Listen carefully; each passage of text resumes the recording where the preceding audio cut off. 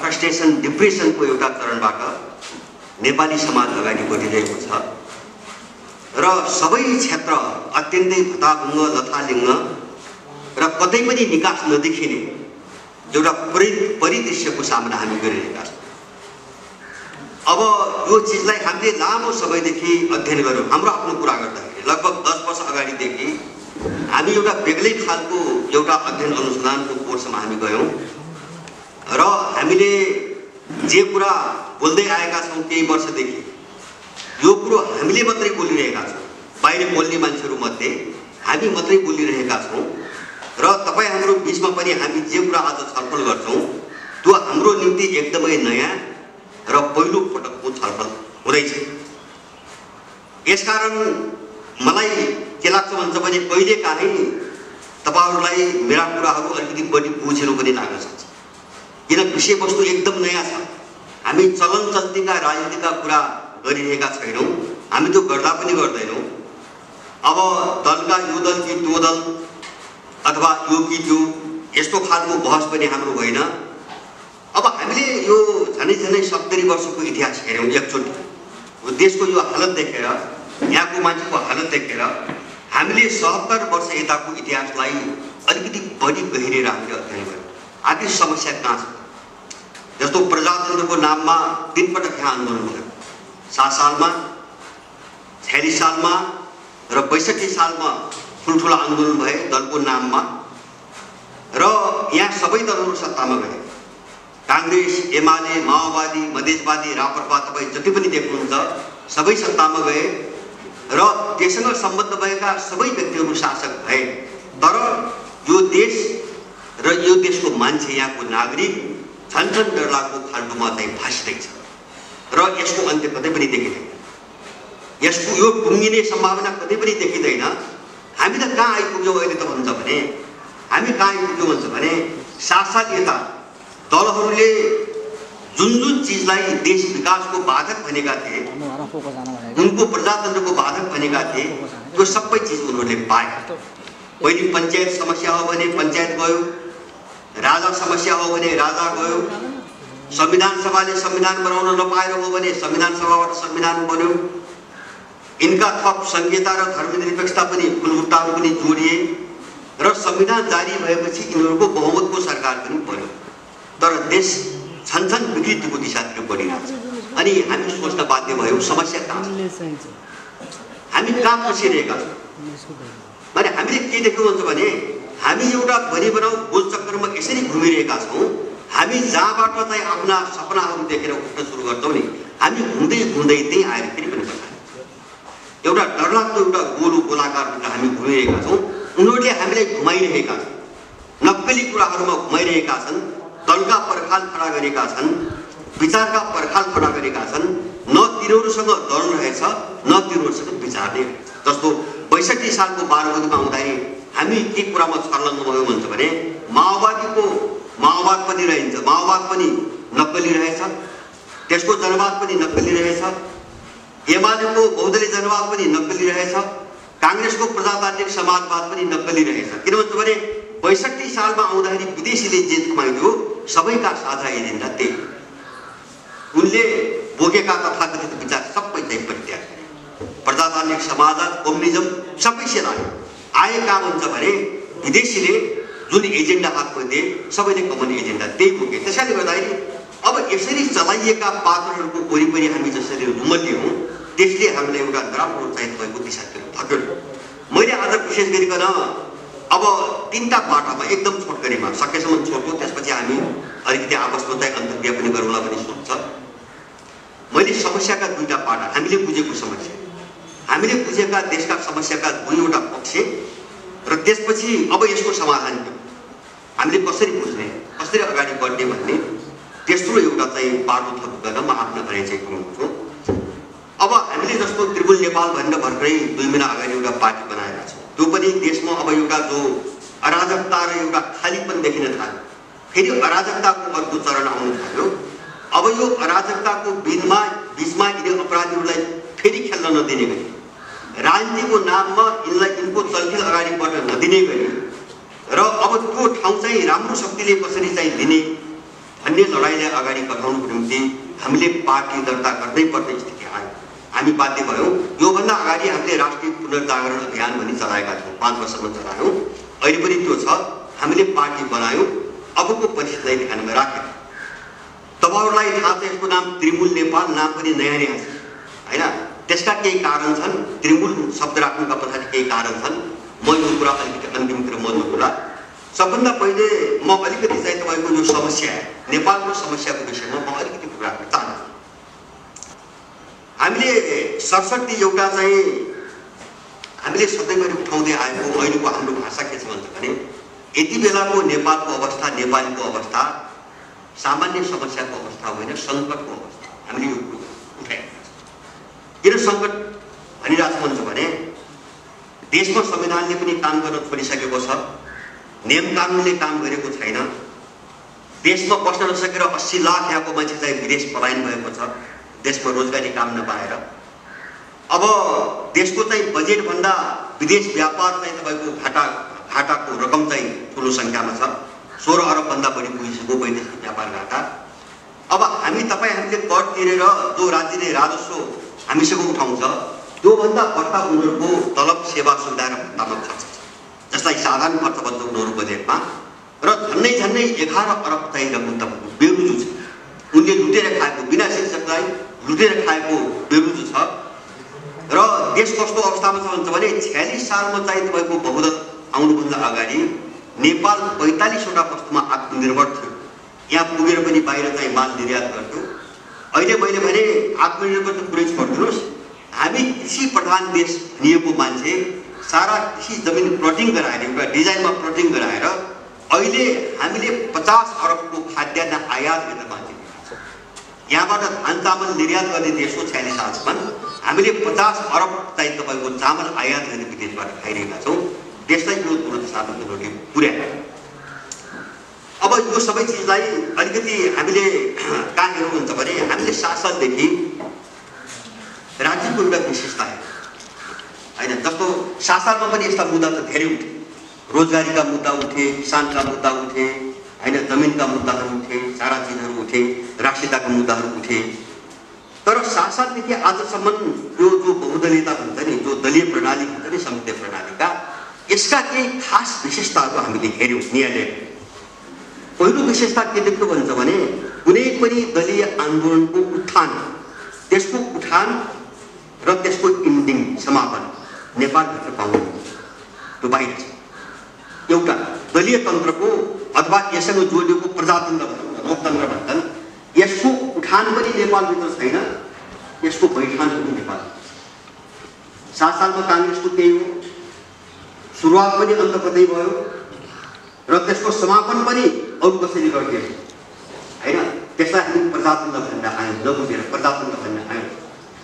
तपाईँको 46 सालको आन्दोलन हेर्नुहोस्, मेरै कानले सुन्ने एकजना श्रोता म गणेशमानको घरमा प्राङ्गणमा आएर चन्द्रशेखरको नेतृत्वमा इन्डियाका चाहिँ 9 जना पार्टीका लिडर, जो चाहिँ तपाईँको के स्वामी छ एकजना, उनी लगायत चन्द्रशेखरहरू आएर तिम्रो राजाका विरुद्धमा उठेर हामी साथ छौँ भनेर उनले मञ्चबाट अपिल गरेपछि यहाँको आन्दोलन उठ्यो। इन्डियनहरूको अपिलबाट यहाँको आन्दोलन उठेको हो र अब त्यसको समापन पनि त्यही ढङ्गले झनै हुन थालेको थियो। बिचमा दरबारले सम्झौता गर्यो। माओवादी युद्ध तपाईँसँगलाई थाहा छ, 10 वर्ष विदेशी मिसनमा, विदेशी भूमिमा र टोटली विदेशी सहयोगमा चाहिँ 17,000 मान्छे मारे। त्यो मार्ने माओवादी संसदवादी सबैको संलग्नता छ। 17,000 अकारण 62 सालमा आएर यसलाई एउटै ठाउँमा बस्नु थियो भने होइन, सँगै मिलेर जानु थियो भने, एउटै मुद्दामा जानु थियो भने 17,000 मान्छे मिल्दै किन भने 17,000 नेपाली कतै किन भने। अब त्यसको उत्थानमा चाहिँ तपाईँको इन्डिक पनि नेपालभित्र छैन।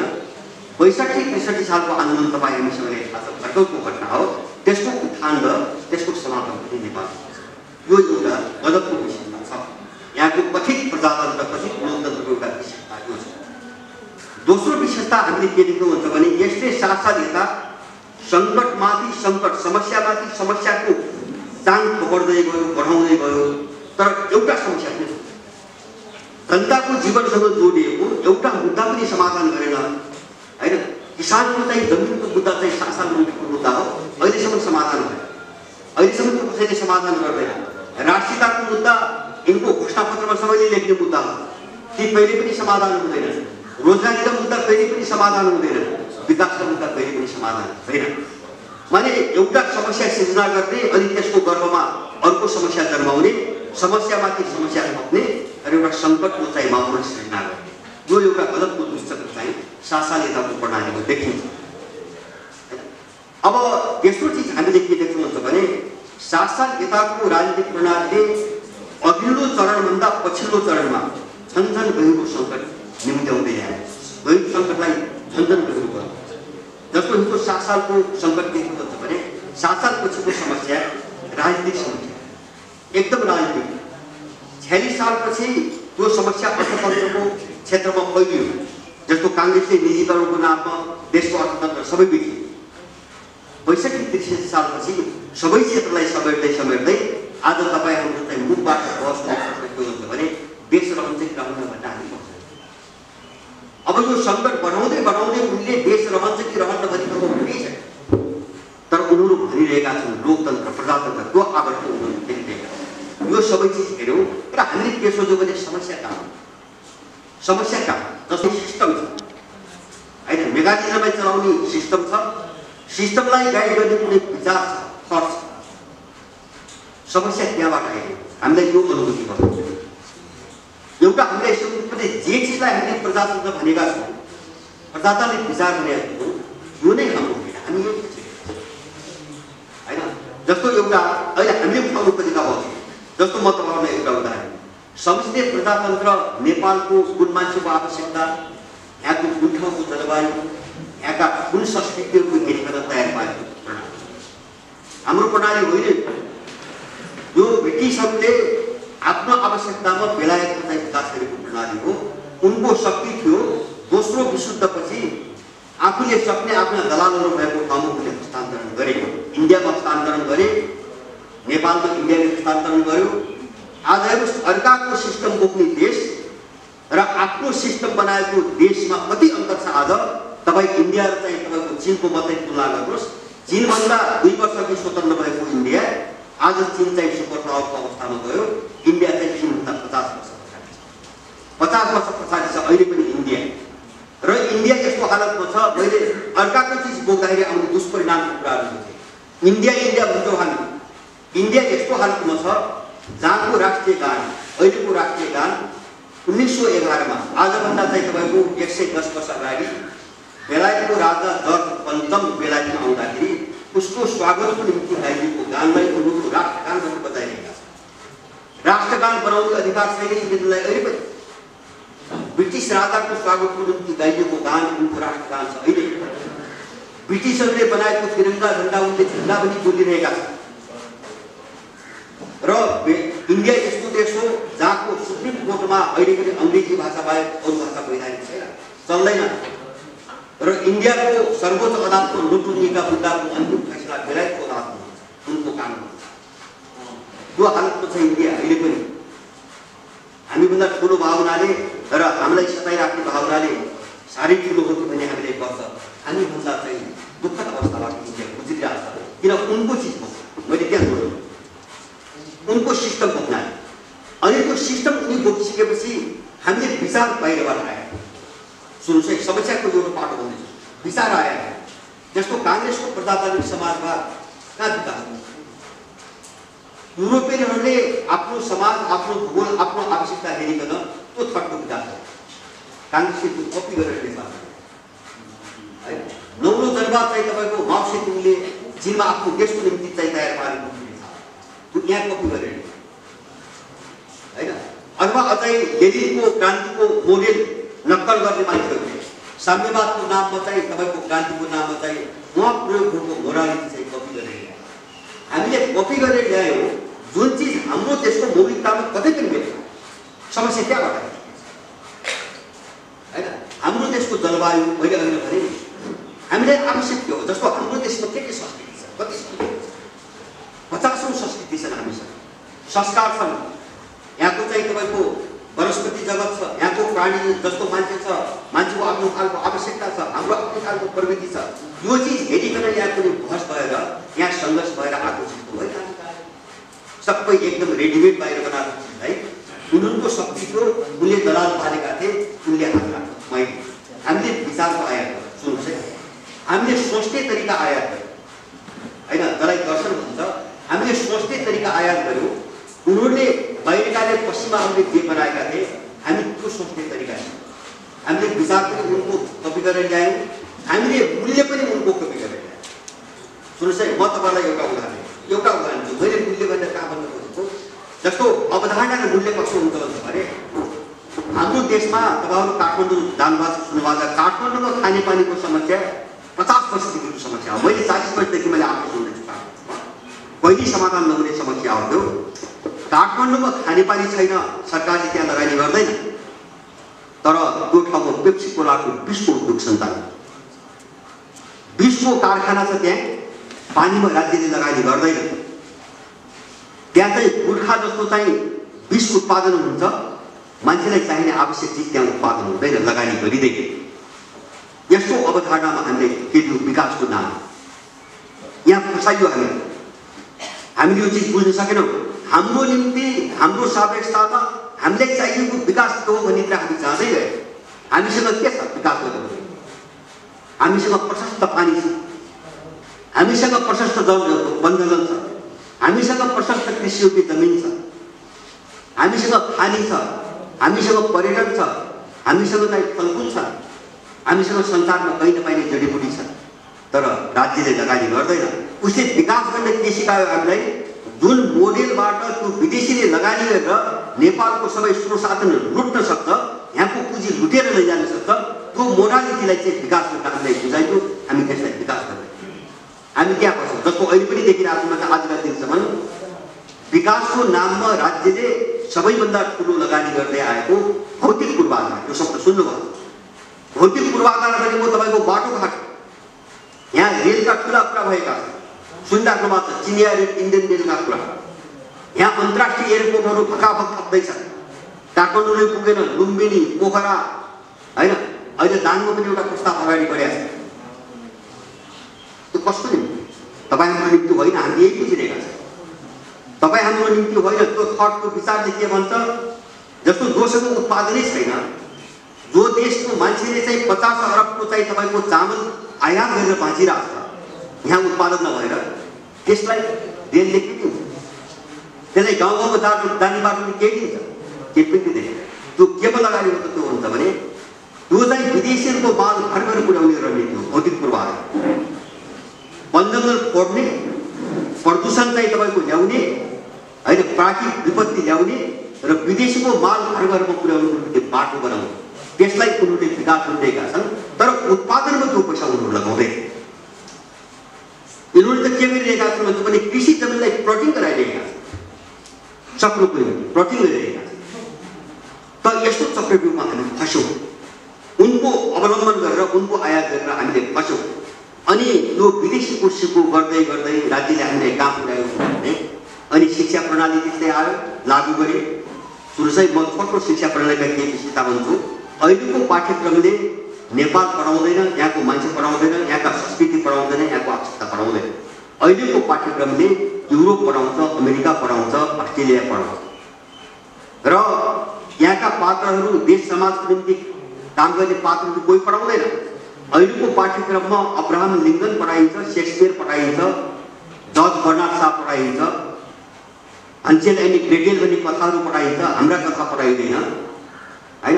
अनि अहिलेको पुस्ता कस्तो हुँदै गएको भन्छ भने त्यो पनि अङ्ग्रेजीमा सुरु चाहिँ पाठ्यक्रम पनि विदेशी भाषा अङ्ग्रेजी।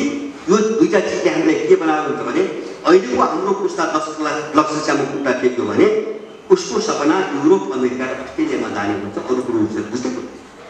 किन त्यही पढाएको छ। संसार स्वर्ग त्यही हो भनेको छ। तपाईँ हाम्रो देशलाई, हामी बस्ने ठाउँलाई, हाम्रो हावापानीलाई उनीहरूले नर्कको रूपमा व्याख्या गरिरहेका छन्। हाम्रो पुस्तालाई त्यो सिकाइरहेका छन्। अनि हामी भाषा चाहिँ कस्तो प्रयोग गर्यौँ, म तपाईँलाई एक दुईवटा उदाहरण दिन्छु। मैले समस्या मात्रै है फटकरिदिनु। हामीले भाषा, अब आज तपाईँहरू सुन्नुहुन्छ नि, बाउले छोरीमाथि रेप गरिरहेको छ, बलात्कार गरिरहेको छ। 2 महिनाको बच्ची बलात्कार भएर चाहिँ हत्या भइरहेको छ। अनि मैले चाहिँ 3-4 वर्ष अगाडि एउटा सर्वे पढेको थिएँ, केही मान्छेहरूको अनुसन्धान। त्यसले के भन्छ भने अहिले 95% नेपाली परिवार र ठुलो द्वन्द्व छ। नेपाली परिवार भनेको लोग्ने र स्वास्नी पर्छ। माने एनजिओकरणले परिवार सबै तबाह बनाइदिए, पारिवारिक संरचना सिद्ध्याइदिए, सामाजिक संरचना सबै सिद्ध्याइदिए। अनि सब जग कमजोर बनाउँदै बनाउँदै तपाईँको राष्ट्र कमजोर बनाउँदै ल्याए। भाषा कति घातक ढङ्गले हामीले असर गरेको हुन्छ भने तपाईँको ड्याड भन्ने शब्द सुन्नुहुन्छ घर घरमा, सुन्नुहोस् है। यो शब्दको ओरिजिनको कुरा मात्रै हो, पछि त अर्कै रूपमा पनि प्रयोग गर्दाखेरि यसको ओरिजिन बाउले छोरीलाई बलात्कार गर्दा छोरीले सरापेर बाउलाई चाहिँ निन्दा गरेर प्रयोग गरेको शब्द हो पहिलोपटक ओरिजिन ड्याड। हामी बाउ भन्ने प्रयोग गरेका छौँ। मम्मी भनेको लास हो। उनको पश्चिमी सभ्यताले महिलाहरूलाई आत्मा नभएको मानिस भन्छ, आत्मा नभएको प्राणी मान्छ पश्चिमी सभ्यताले। त्यसकारणले उनीहरूले मम्मीको रूपमा चित्रण गरिरहेका छन् महिलाहरूलाई। हामी आमालाई हाम्रो संस्कृतिले जननी सृष्टि देवी भनिरहेको छ संस्कारले हामी पुज्छौँ। त्यही भएर महिलाहरूको खुट्टामा भोग्ने चलन छ। उनले नारीलाई चाहिँ तपाईँको लास भन्ने सिकाइरहेको छ। हामीको भाषा घरघरमा खोज्दा हामीलाई गर्व हुन्छ। अङ्ग्रेजी बोल्न जाने भने छोराछोरी विद्वान भएछन् भनेर गरिरहेको छ। त्यसले सम्बन्ध कसरी खत्म गरिरहेको छ हामी बुझिरहेका छैनौँ। अनि तपाईँको यो मेडम भन्ने जो शब्द छ नि, बेलायतमा वेश्याकोठी चलाउने महिलालाई मेडम भनिन्छ। यो मेडम शब्दको अर्थ त्यहाँबाट मेडम भन्ने उसलाई दिएको उपाधि हो। हामी बरु चाहिँ महिलालाई ठुलै सम्मान भयो जस्तो गरेर चाहिँ मेडम भनिरहेका। अनि एनजिओका विदेशीका पछि डुबुरेर जस्तो यो चाहिँ पहाडी भाषामा परिवर्तन स्वास्नी भन्छ, घरको श्रीमतीलाई स्वास्नी भन्छ, त्यसको विरुद्धमा अभियान छ, एनजिओको अभियान छ। किन उनीहरूले गहिरोबाट कुरो बुझेर त्यो अभियान चलाएको। हामीले बुझेनौँ स्वास्नी भने अपमानित सक्नु होला भन्ने भयो हामीले। तर त्यो संस्कृतको सुवासिनी भन्ने शब्दको अपभ्रंश हो। त्यो बोलीमा बिग्रिँदै गएर स्वास्नी भनेको सुवासिनी भनेको सौगन्ध, सुगन्ध दिने। कुनै पनि महिला विवाह गरेर हाम्रो घरमा आयो भने त्यो घरको सुगन्ध हो। त्यसले घरलाई एउटा सुगन्धमय बनाइ भनेर त्यो महिलालाई सम्मान दिनको निम्ति प्रयोग गरेको शब्द हो सुवासिनी। त्यो बोलीमा बिग्रेर स्वास्नी भयो। त्यसकारणले एनजिओले हिट त्यहाँ किन गर्छ भन्छ भने हाम्रो संस्कारले महिलालाई, विवाहित महिलालाई घरको सुगन्ध मानिरहेको छ। त्यसकारणले त्यो घरको सुगन्धलाई बजारमा लगेर वेश्या बनाएर त्यसलाई विज्ञापनको वस्तु बनाएर पैसा कसरी लुट्ने उनीहरू त्यो मिसन। अनि यहाँ महिलाहरूमाथि अर्को लगानी महिलालाई बजारको वस्तु बनाएर उसको शरीरबाट पैसा कमाउनुको निम्ति, विज्ञापनबाट कमाउनुको निम्ति सारा एनजिओहरूको चाहिँ सारा चाहिँ तपाईँको पैसा महिला संस्थामाथि भएको छ। हामी यो चक्रले बुझेनौँ। र हामीले कस्तो सिक्यौँ भन्छ भने म तपाईँलाई 2-3टा अरू केही भाषा उदाहरण दिन्छु। हामी धर्म भन्ने शब्द प्रयोग गर्छौँ, अङ्ग्रेजीमा रिलिजन भन्छ। रिलिजनको अर्थ धर्म होइन र धर्म भन्ने शब्द अङ्ग्रेजी साहित्यमा छैन। त्यसकारणले रिलिजन भनेको त्यो धर्मलाई अवलम्बन गर्ने एउटा विधि कल्चरको कुरा मात्रै हो। रिलिजन भनेको पन्थ हो, सम्प्रदाय हो, धर्म होइन। तर हामी धर्म भनेर पढ्यौँ, उनले त्यो पढायो। हामी नेसन भनेको राष्ट्र हो भन्ने पढ्यौँ। नेसन र राष्ट्र एउटै होइन। नेसन भनेको कुनै एउटा संस्कृति, कुनै चालचलनसँग जोडिएको एउटा समुदायको नाम हो नेसन। यो ल्याटिन शब्द नेसियोबाट नेसन भनेको अङ्ग्रेजीमा हामीले त्यसलाई राष्ट्र भनेर नबुझेर। किन हाम्रो चाहिँ संस्कृत वाङ्मयमा प्राचीन सभ्यतामा राष्ट्र भनेको प्रकाश, उज्यालो, दीप्ति, जुन चिजले हामीले अगाडि बढ्यो राष्ट्रभित्रको सम्बन्ध बिग्रियो र अनि व्यक्ति चरम भोगवादी, उपभोक्तावादी, ऐतिहासिक बन्दै गयो र मनै सबै चिज मानवतावादी समाजको सिर्जना हुँदै गयो। यस्तो दुष्चक्रमा फर्दै उनको भाषाले, उनको प्रभावले, उनको पैसाले हामीलाई कहाँ पुर्याइदियो आज भन्छ भने म यो समस्याको पहिलो बाटो सक्छु है। हाम्रो सबै चिज मासु, सुन्नुहोस् है, हाम्रो सबै चिज मासु, हाम्रो खानपान मासु एक नम्बर। हामी प्राकृतिक खान्थ्यौँ, जस्तो कोरोना चाहिँ तपाईँको नाममा युरोप अमेरिका तिनी विकसित देशमा यस्तो मान्छेको मृत्युको लहर किन यस्तो छ, हामी कहाँ किन छ? त्यो खानपान हो। हामी प्राकृतिक खाना खान्छौँ। अहिले पनि हाम्रो घरमा, हाम्रो खानपानमा अहिले पनि पर्याप्त चाहिँ जडीबुटीको प्रयोग हुन्छ। अदुवा, तिमुर, मरिच, होइन, तपाईँको जिरा अथवा चाहिँ ज्वानो जस्ता चिजहरूको अहिले पनि प्रयोग हो। त्यसले हाम्रो शरीर जोगायो, त्यसले हाम्रो शरीरको रक्षा गरेको। उनको खानपान कस्तो छ भन्छ भने उनको बनी बनाऊ प्याकेटको खाना हो, जो पुरै विषाक्त छ, पुरै विषाक्त छ। त्यसकारण उनीहरू देख्दाखेरि लोभ लाग्दा छन्, शरीर जीर्ण छ, उनको शरीरको प्रतिरोध क्षमता जीर्ण छ। उनले कोरोना ठेक्न नसकेको, उनको शरीरले ठेक्न नसकेको, त्यसकारण बढी मर्या छ। नत्र भने त्यो सुविधा त हामीभन्दा त हजार गुणा हुन्छ। हाम्रो खानपान मासु, हाम्रो भान्सामा हाम्रो आफ्नो खानपान मासु सुन्नुहोस् है, त्यसले हाम्रो स्वास्थ्य सिद्धियो। अहिले नेपालको मान्छे गर्भैदेखि रोगी भएर जन्मिने, गर्भ नै रोगी भइसक्यो होइन। एउटा खानपान दुई किसिमको, एउटा हामी कृत्रिम खानपानमा गयौँ, बजारको खाना, रेडिमेड खानातिर हामी गयौँ, बच्चाहरूलाई केही सिकाउन थाल्यौँ, बच्चाहरू जीर्ण हुँदै गए होइन। 15 वर्षको बच्चालाई सुगर रोग भइरहेछ, प्रेसर रोग भइरहेछ। एउटा कृत्रिम खानपान। दोस्रो उनीहरूले के गरे भन्छ भने हामीलाई सिद्ध्याउनुको निम्ति, किन शरीर सिद्ध्यो भने मानसिकता पनि सिद्धिन्छ, कमजोर हुन्छ, सोच्ने शक्ति कमजोर हुन्छ। शरीर बलियो नै मानसिकता बलियो हुने चाहिँ एक मात्रा। र दोस्रो हाम्रो के भयो भन्छ भने उनले धेरै उत्पादन भयो भनेर हामीले त्यो रासायनिक प्रयोग गर्न सिकायो।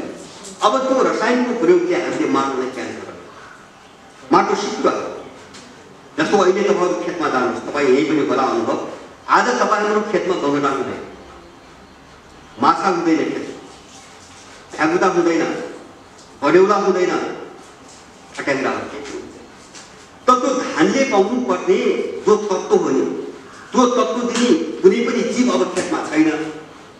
अब त्यो धान केले फलिरहेछ, फलेको जस्तो देखिन्छ रासायनिक भने त्यो धान जो पैदा भइरहेछ नि त्यो विषयको उत्पादन हाम्रो शरीर त्यसरी नष्ट गर्यो। हामीले बुझ्न सकेनौँ, स्वास्थ्य मर्दै गयो, फेरि दिमाग कमजोर बनाउँदै गयो। खानपान सिद्धियो, अनि हाम्रो रहनसहन सिद्धियो, हाम्रो भाषा सिद्धियो, हाम्रो चाहिँ तपाईँको पोसाकहरू हाम्रा चाहिँ सबै सिद्धिए। अनि सिद्धिँदा हामी कस्तो भयो भन्छ भने नागरिकता नेपाली, कानुनी चाहिँ तपाईँको कुरा हेर्दाखेरि हामी नेपाली, अरू माथिदेखि तलसम्म सबै सोचाइ विदेशी, विचार विदेशी, सिस्टम विदेशी, मूल्य मान्यता विदेशी, जीवन पद्धति विदेशी। अब हामी कसरी हुन्छ? हाम्रो एउटा हामी कसरी हुन्छ?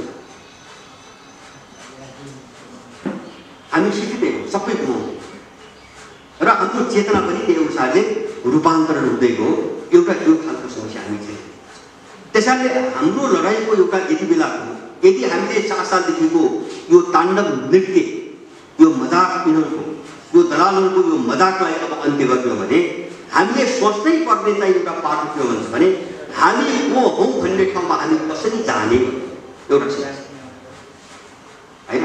जस्तो छ नि त तपाईँको, जस्तो मैले अङ्ग्रेजीको कुरा गरेँ, हाम्रो देशमा भाषा छैन यत्रो चाहिँ तपाईँको हामी बोलिरहेको माध्यम भाषा छ, मैथिली भाषा छ, किराँत भाषा छ, मगर भाषा छ, थारू भाषा छ, भोजपुरी छ, अवधि छ, सबै चिज मार्दै गए र सारा विदेशीकरण गर्ने, पश्चिमाकरण गर्ने एउटा अभियानमा गयो। त पहिलो समस्या के हुन्छ भने हामीले आफ्नोपन जो गुमायौँ देशैभरि, त्यो आफ्नोपनको पुनर्स्थापना कसरी गर्ने, यो सङ्कटलाई समाधान गर्ने एउटा हतियार त्योभन्दा अर्को छैन, त्यसको विकल्पै छैन। हामी त्यो देख्दैनौँ। यो हाम्रो मात्रै आवश्यकता होइन, यो संसारको अहिलेको ट्रेन्ड हो। त्यो संसारले पनि बुझ्यो, जसरी हामी आज यहाँ बहस गरिरहेका छौँ। त्यो संसारले काम बुझ्यो भन्छ भने यिनले थोपरीको सिस्टमले यिनीहरूलाई नै जस्तै थोपरी यिनीहरूलाई पनि खाल्टामा हालिन्छ। त्यसैले संसारभरि आफ्नोपन खोज्ने एउटा ट्रेन्ड जबरजस्त रूपमा अगाडि बढिरहेको छ। अमेरिकाको त्यो ट्रम्प र डेमोक्रेटको लडाइँ त्यही हो होइन, चिनियाहरूको त्यही हो, टर्कीको चाहिँ एर्दोगानको समाचार सुन्नुहुन्छ, एर्दोगानको त्यही हो। इन्डियनहरूको चाहिँ मोदीको नेतृत्वमा हिन्दुत्वको अभियान सुनिन्छ कुरो त्यही हो। कोही राम्रा होलान् कोही नराम्रा हाम्रो निम्ति, तर उनको निम्ति के हो भन्छ भने आफ्नोपन जो घुम्यो र देशको पहिचानै मेटियो, त्यहाँका मान्छेको पहिचानै मेटियो। यो पहिचानलाई कसरी पुनर्स्थापना गर्ने भन्ने संसारभरिका देशहरू लडिरहेका छन्। यो ठुलो समस्या आयो, हामी कहाँ पनि उठ्न पुग्नु सक्छ पहिलो। त्यसैले हामीले यति बेला हामी जस्तो भने अघि एकजना साथीले भन्नुभयो हाम्रो गौतमले, होइन हामीले आत्मविश्वास गुमाइसक्यौँ, हामीले आफैमाथि विश्वास गर्दैनौँ, यस्तो समस्या आइसक्यो।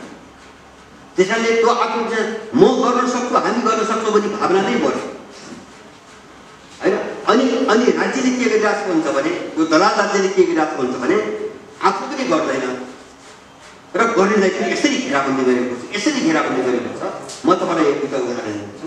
जस्तो मैले पनि कृषि जमिन सबै प्लटिङ गरिरहेको छु, खेती गर्न दिँदै। ल जो मान्छेले गर्छ त्यसको बजारको ग्यारेन्टी पनि छैन, मूल्यको ग्यारेन्टी पनि छैन, फ्याँक्नुपर्छ। जसमा यहाँ तरकारी फ्याँक्छ नि, तरकारी फ्याँक्छ मान्छेले, दुध पोखिरहेको छ, अनाजको मूल्य पाइरहेको छैन, धानको मूल्य पाइरहेको छैन। न गर्नेलाई चाहिँ संरक्षण गरिरहेको छ, न आफूले गरिरहेको छ। भने अब यो एउटा ठुलो डिजाइनमा भइरहेको छ, विश्वव्यापीको ठुलो डिजाइनमा भइरहेको छ। योसँग कसरी लड्ने भन्ने एउटा ठुलो समस्या हाम्रो अगाडि समस्याको एउटा पार्ट।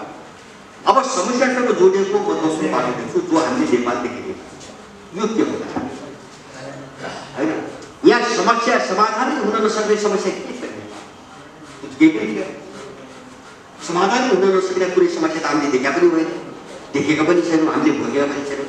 तर देश यस्तो किन भइरहेको छ भने यसको कारण हाम्रो देशभित्र छैन, यसको कारण बाहिर छ। यो बाहिरी शक्तिहरूको स्वार्थको कारणले नेपाल यस्तो बनाइएको छ, नेपाल यस्तो बनाइएको हो। जस्तो म तपाईँलाई छोटोमा यो पाटो जो नेपालको अहिलेको राजनीतिक सङ्कटको पाटो देखाउँछ नि, यो सङ्कटको पाटो अलिकति चित्रण गर्न हामीले आवश्यक छ। यो के भन्छ भने जस्तो विश्वमा अहिले जो ध्रुवीकरण विभाजन आइरहेको छ नि, एकातिर चीन र रुस, अर्कोतिर अमेरिका, अथवा अमेरिका र चाहिँ युरोपियन युनियन, त्यसपछि अर्कोतिर अर्को, अनि त्यसपछि मुस्लिमहरूको अलग एउटा विश्व बन्न खोजेको छ टर्कीको नेतृत्वमा। अहिले एउटा बहुध्रुवतिर मल्टिपोलतिर विश्वहरू विभाजित भइरहेको छ। अब यो लडाइँ तिनवटा क्षेत्रमा भइरहेको छ। एउटा चाहिँ आर्थिक रूपमा को सबैभन्दा शक्तिशाली बन्ने त्यो लडाइँ छ, जस्तो अमेरिका र चीनका बिचमा व्यापार चाहिँ प्रतिबन्धको कुरा गर्नुहुन्छ नि। एउटा आर्थिक मोर्चामा, बजारको मोर्चामा ठुलो लडाइँ भइरहेको छ। किन भन्छ भने अमेरिकन र युरोपियनलाई टक्कर दिने धेरै आर्थिक शक्तिहरू निस्कियो, जस्तो चीन निस्क्यो, कोरिया निस्क्यो, इन्डिया निस्क्यो, ब्राजिल निस्क्यो, मलेसिया निस्क्यो, धेरै देशहरू निस्क्यो। त्यसैले त्यो बजारको जो एकलौटी एकाधिकार पश्चिमाहरूको त्यसलाई कसरी जोगाउने भनेर उनले यो विकसित विकास हुँदै गरेका देशहरूका विरुद्ध जो एउटा रणनीति बनाए, त्यो आर्थिक बजारको एउटा रणनीति नेपालको संरक्षण जोडिएको छ। म अलिकति पछि जोड्छु। दोस्रो चाहिँ राजनीतिक शक्ति सङ्घर्षको रणनीति, माने जस्तो अहिले यो 500 वर्ष यता संसारको विश्वको राजनीतिको चाहिँ केन्द्र भनेको युरोप अमेरिका, पश्चिम केन्द्र छ। अब त्यो टुट्दै टुट्दै टुट्दै के गर्नु थाल्यो भने त्यो पूर्वतिर सर्दै आयो, एसियाली मुलुकतिर सर्दै आयो। अब यसलाई कसरी रोक्ने भन्ने उनको दोस्रो रणनीति बन्छ। र तेस्रो चाहिँ सभ्यता, पश्चिमी सभ्यता बाहेक बाँकी दुनियाँका सबै प्राचीन सभ्यताहरू समाप्त पारेर कसरी आफ्नो वर्चस्व, एकलौटी वर्चस्व कायम गर्ने भन्ने उनको तेस्रो एजेन्डा छ। यो तिनवटा मोर्चामा 2-3 दशक यता एकदम तीव्र रूपमा लडाइँ अगाडि बढेको छ। र यो लडाइँलाई, विश्व कब्जा गर्ने लडाइँलाई नेपालको राजनीतिबाट कसरी अगाडि बढाउने भन्ने जुन डिजाइन गर्यो, त्यही डिजाइनले आएको छ। अब त्यो डिजाइन कहाँ छुट्या छ भन्छ भने उनीहरूलाई सबभन्दा ठुलो चुनौती दिएको देश चीन भयो, आर्थिक रूपमा, सैन्य रूपमा, पावरको रूपमा, र सभ्यता पनि संसारको एकदमै प्राचीन सभ्यता भएको, जस्तो हाम्रो यहाँ वैदिक सभ्यता भन्छ उन क्षेत्रमा। वैदिक सभ्यता जस्तै भाङ्गो सभ्यता भनेको झन्डै 5000 वर्ष पुरानो सभ्यता होइन, चीनको सभ्यता। अब यसलाई चाहिँ फलबद्याउनुको निम्ति र उसलाई अगाडि बढ्नुको निम्ति उनीहरूले तिब्बत विभाजन गर्ने एउटा रणनीति बनाएर आए र त्यसको कायम गर्ने फलस्वरूप नेपाल चाहिँ रहेका छन्। नेपाल त्यो कारणले सङ्कटग्रस्त हुँदैन। यो तिब्बत विभाजनको मिसनले नेपालले बनाएको हो र त्यसको निम्ति यहाँ केस पनि भयो भन्छ भने यो देशलाई कसरी जर्जर बनाएर चाहिँ टाट बनाएर चाहिँ पुरै आफ्नो शरणमा आफूप्रति निर्भर बनाउनु, त्यसको निम्ति म 4-5 कुरा भन्न चाहन्छु। 47 सालपछि नेपालमा के हुँदै आयो म त्यो सुनाइदिन्छु। पहिलो कुरो काङ्ग्रेसको नामबाट चाहिँ भएको राष्ट्रिय अर्थतन्त्र त्यसले दुईवटा निशाना साध्यो, सफल भयो। एउटा नेपालको टाटपटलाई दिए होइन, आफ्नो ऋणमा आश्रित एउटा भिखारी देशको परिणत गरिदिए। अब ऋण लिएपछि उनको शर्त अनुसार चाहिँ पैसा लिनु पर्यो। त्यसैले नेपालको जति ऋण आउँछ नि उनले के गर्न चाहेका छन् त्यो स्वीकार गरेपछि मात्रै उनीहरू ऋण दिन्छन्, शर्तभन्दा बाहिर दिँदैन देश। त्यही कारणले अब एउटा चाहिँ देशको टाटपटलाई दिए, दोस्रो चाहिँ समाजमा अन्तर्विरोध पैदा गर्ने कोसिस गरे। जस्तो म एउटा उदाहरण तपाईँलाई दिउँ।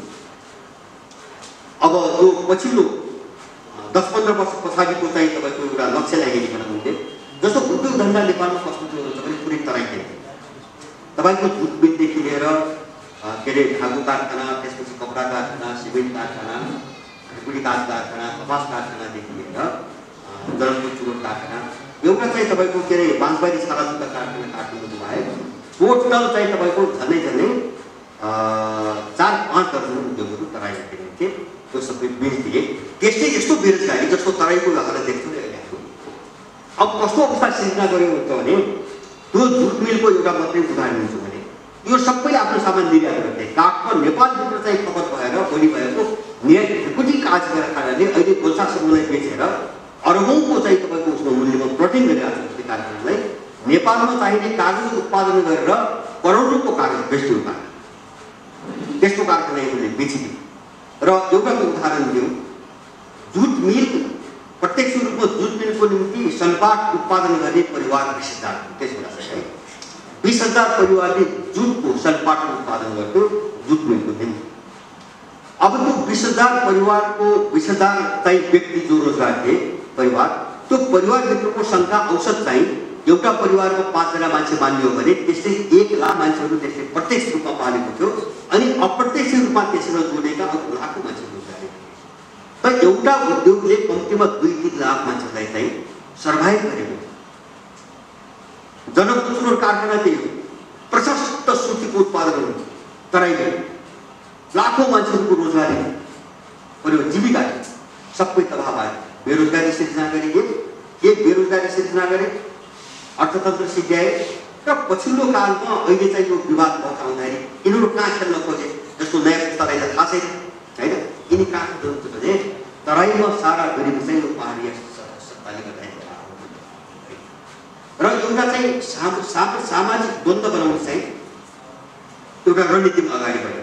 यो सबै खेल उनी खेले र एउटा दलाल सत्तामा राख्ने, उसबाट विध्वंस गराउने अनि अर्को सडकमा पालेको दलाललाई चाहिँ प्रयोग गर्ने, त्यसका विरुद्ध उठाउन सामना यस्तो पुस्तकमा हाल्दै 36वटा उद्योग बेचेको छ।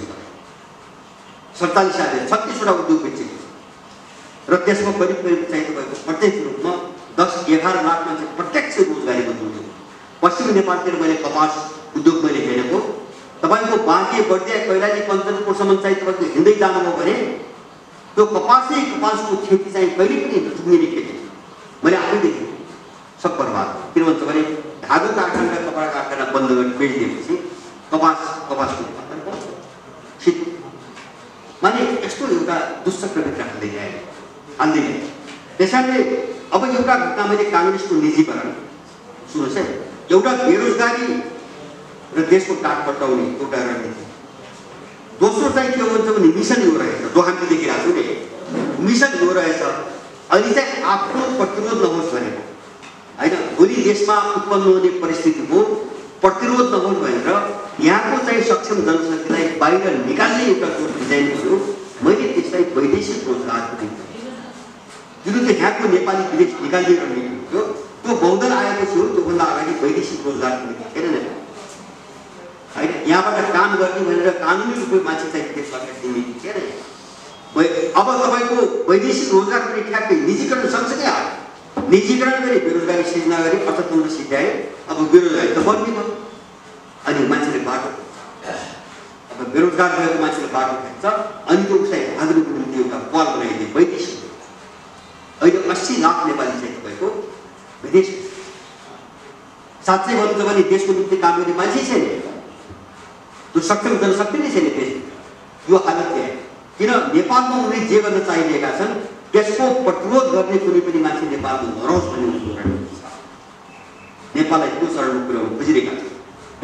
दोस्रो घटना मैले दार्चुङमा मदन भण्डारीको हत्या एकदम सुनिश्चित योजनामा भएको छ। र त्यो के हुन्छ भने त्यो नेपालको वामपन्थी आन्दोलनलाई पूरै पश्चिमाहरूको कन्ट्रोलमा, विदेशी शक्तिको कन्ट्रोलमा लैजानुको निम्ति त्यो घटाइएको। तपाईहरु याद गर्नुहोस्, मदन भण्डारीको हत्या हुने बित्तिकै 2 वर्षभित्र एमालेको टोटल एनजिओकरण भएको छ। एमाले भनेको अहिले एनजिओको जात, त्यो पार्टी नै एमाले पार्टी नै हो। एमालेको एकजना मान्छे, एकजना नेता यस्तो पाउनुहुन्न जो केन्द्रीय समितिमा र तल जिल्ला जेलमा मुख्य छन्, एकजना मान्छे यस्तो भेट्नुहुन्न जसको नाममा एनजिओ छैन वा जसको परिवारको कुनै मान्छे आकर्षक तलब खाने एनजिओको चाहिँ सबै एनजिओमा सेयर गर्यो। एमालेका नेतृत्वका टोटल मान्छे एनजिओमा सेयर गर्थे, एमालेलाई कब्जा गरेर सिधै। र तेस्रो घटना मैले भन्छु माओवादीको सुन्नुहोस् है, दरबार हत्याकाण्डभन्दा अगाडि माओवादी त्यो नेपालको धर्म संस्कृति, यहाँको सामाजिक सम्बन्ध, नेपालीहरू जसरी बसेका थिए, यो सबैलाई तोड्नको निम्ति त्यो युद्धको घटना त्यो डिजाइन गरिएको हो।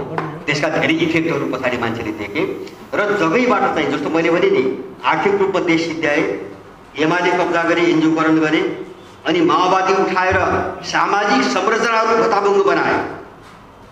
जुन जुन संरचनाहरूले नेपालको अस्तित्व राखेको छ, नेपाललाई चिनाउँछ, तिनै संरचनामाथि माओवादी हिट गर्यो युद्धकालमा।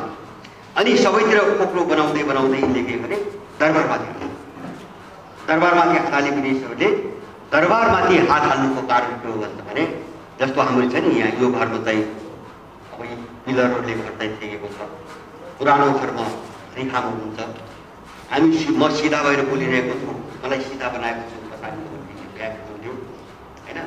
त कुनै पनि चिजलाई टेकाउने, सिधा गर्ने, अस्तित्वमा राख्ने कुनै एउटा सेन्टर हुन्छ। हरेक चिज एउटा सेन्टर हुन्छ, एउटा नियो हुन्छ, हो त्यही सेन्टर ढालेका हुन्छ। दरबार हत्याकाण्डको किन त्यो बेलासम्म दरबार चाहिँ राज्यको सेन्टर थियो, पावर सेन्टर थियो, राजनीतिक केन्द्र थियो, दरबारै थियो। त्यसैले त्यो केन्द्रलाई तोडेर नेपाललाई पुरै तरलतामा लैजाने। अनि चाहिँ तपाईँको जस्तो हड्डी भाँच्यो भने पछाडि के हुन्छ, म त सिधा हुन सक्दैन। अनि चाहिँ नेपाललाई कुकुरो बनाएर त्यो टुङ्गिँदै नटुङ्गिने एउटा अराजकतामा चाहिँ तपाईँको हिसाइदिएर र शक्ति केन्द्रहरूको बन्नै नदिने डिजाइन गऱ्यो। आजका दिनसम्म तपाईँहरूले भोगेको दुर्भाग्य किनभने यो देश सम्हाल्ने कुनै शक्ति केन्द्रै छैन। नेपाल दलहरू सबै उनले पालेका, उनले प्रयोग गरेका, उनले बनाएका, उनको मिसनमा आएका होइन। देशको यो सत्ता हेर्ने गरेको त्यो सत्ता छैन होला। यहाँ हिजो राजा थियो, हिजो राजसत्ता थियो। अब त्यही मात्रै हुन्छ संसारमा। मैले भन्नु त खोजेँ त्यसको ठाउँमा अर्को कुनै पनि बन्न सक्छ, बन्न दिएको छैन। जस्तो अमेरिकामा त्यो काम राष्ट्रपतिले गरिरहेको, बेलायतको त्यो काम चाहिँ तपाईँ संविधानले गरिरहेको होइन। जस्तो दक्षिण अफ्रिकामा केही कालसम्म त्यो काम नेसनल कन्ग्रेसले गर्यो, उनले फ्री बनाएर अफ्रिका चल्यो। यहाँ चाहिँ सबै पावरको सेन्टर भनेर दरबारलाई मानेको थियो। त्यही भएर चाहिँ 46 सालको आन्दोलनमा त्यो राजाले दरबारलाई बोलाएर सम्झाएर बहुमत दिन सम्भव भएको मिलायो। अब त्यही खेल खेल्छ कि फेरि माओवादी युद्धमा भनेर उनले दरबारी हो। त्यो दिनदेखि आजसम्म नेपाल चाहिँ तपाईँको सङ्लिने सम्भावना छैन। यो सङ्लिँदैन, यो हाम्रो एकदम गलत चाहिँ तपाईँको आशा। यो झन्झन बिग्रिँदै जान्छ। किन भन्छ भने सम्हाल्ने केही नै छैन। जो छन्, जो हामी देख्छौँ, सबै उनका मान्छे, उनले पालेका, उनले उठाएका। मैले अघि नै भने नि यिनको चाहिँ आन्दोलनको उठान न देशभित्र भएको छ, न त्यसको इन्डिङ चाहिँ देशभित्र भएको छ, सबै विदेशी। उनको आवश्यकतामा आन्दोलन, उनको आवश्यकतामा आन्दोलनको सभा। अनि कसरी यिनबाट देश हित हुन्छ, कसरी यो देशको मान्छे। अब त्यसपछि चाहिँ तपाईँको यिनीहरूले बिस्तारै के गरे भन्छ भने यो दोस्रो बाटो नेपाल सरकार र अहिले चाहिँ तपाईँको मान्छेलाई चाहिँ जस्तो डरलाग्दो गरी यिनले हिट गरे केही क्षेत्रहरूमा, जस्तो इतिहासमाथि आक्रमण गरे। अहिलेको नेपाललाई यसको इतिहासबाट तोड्नको निम्ति इतिहासमाथि आक्रमण गरे।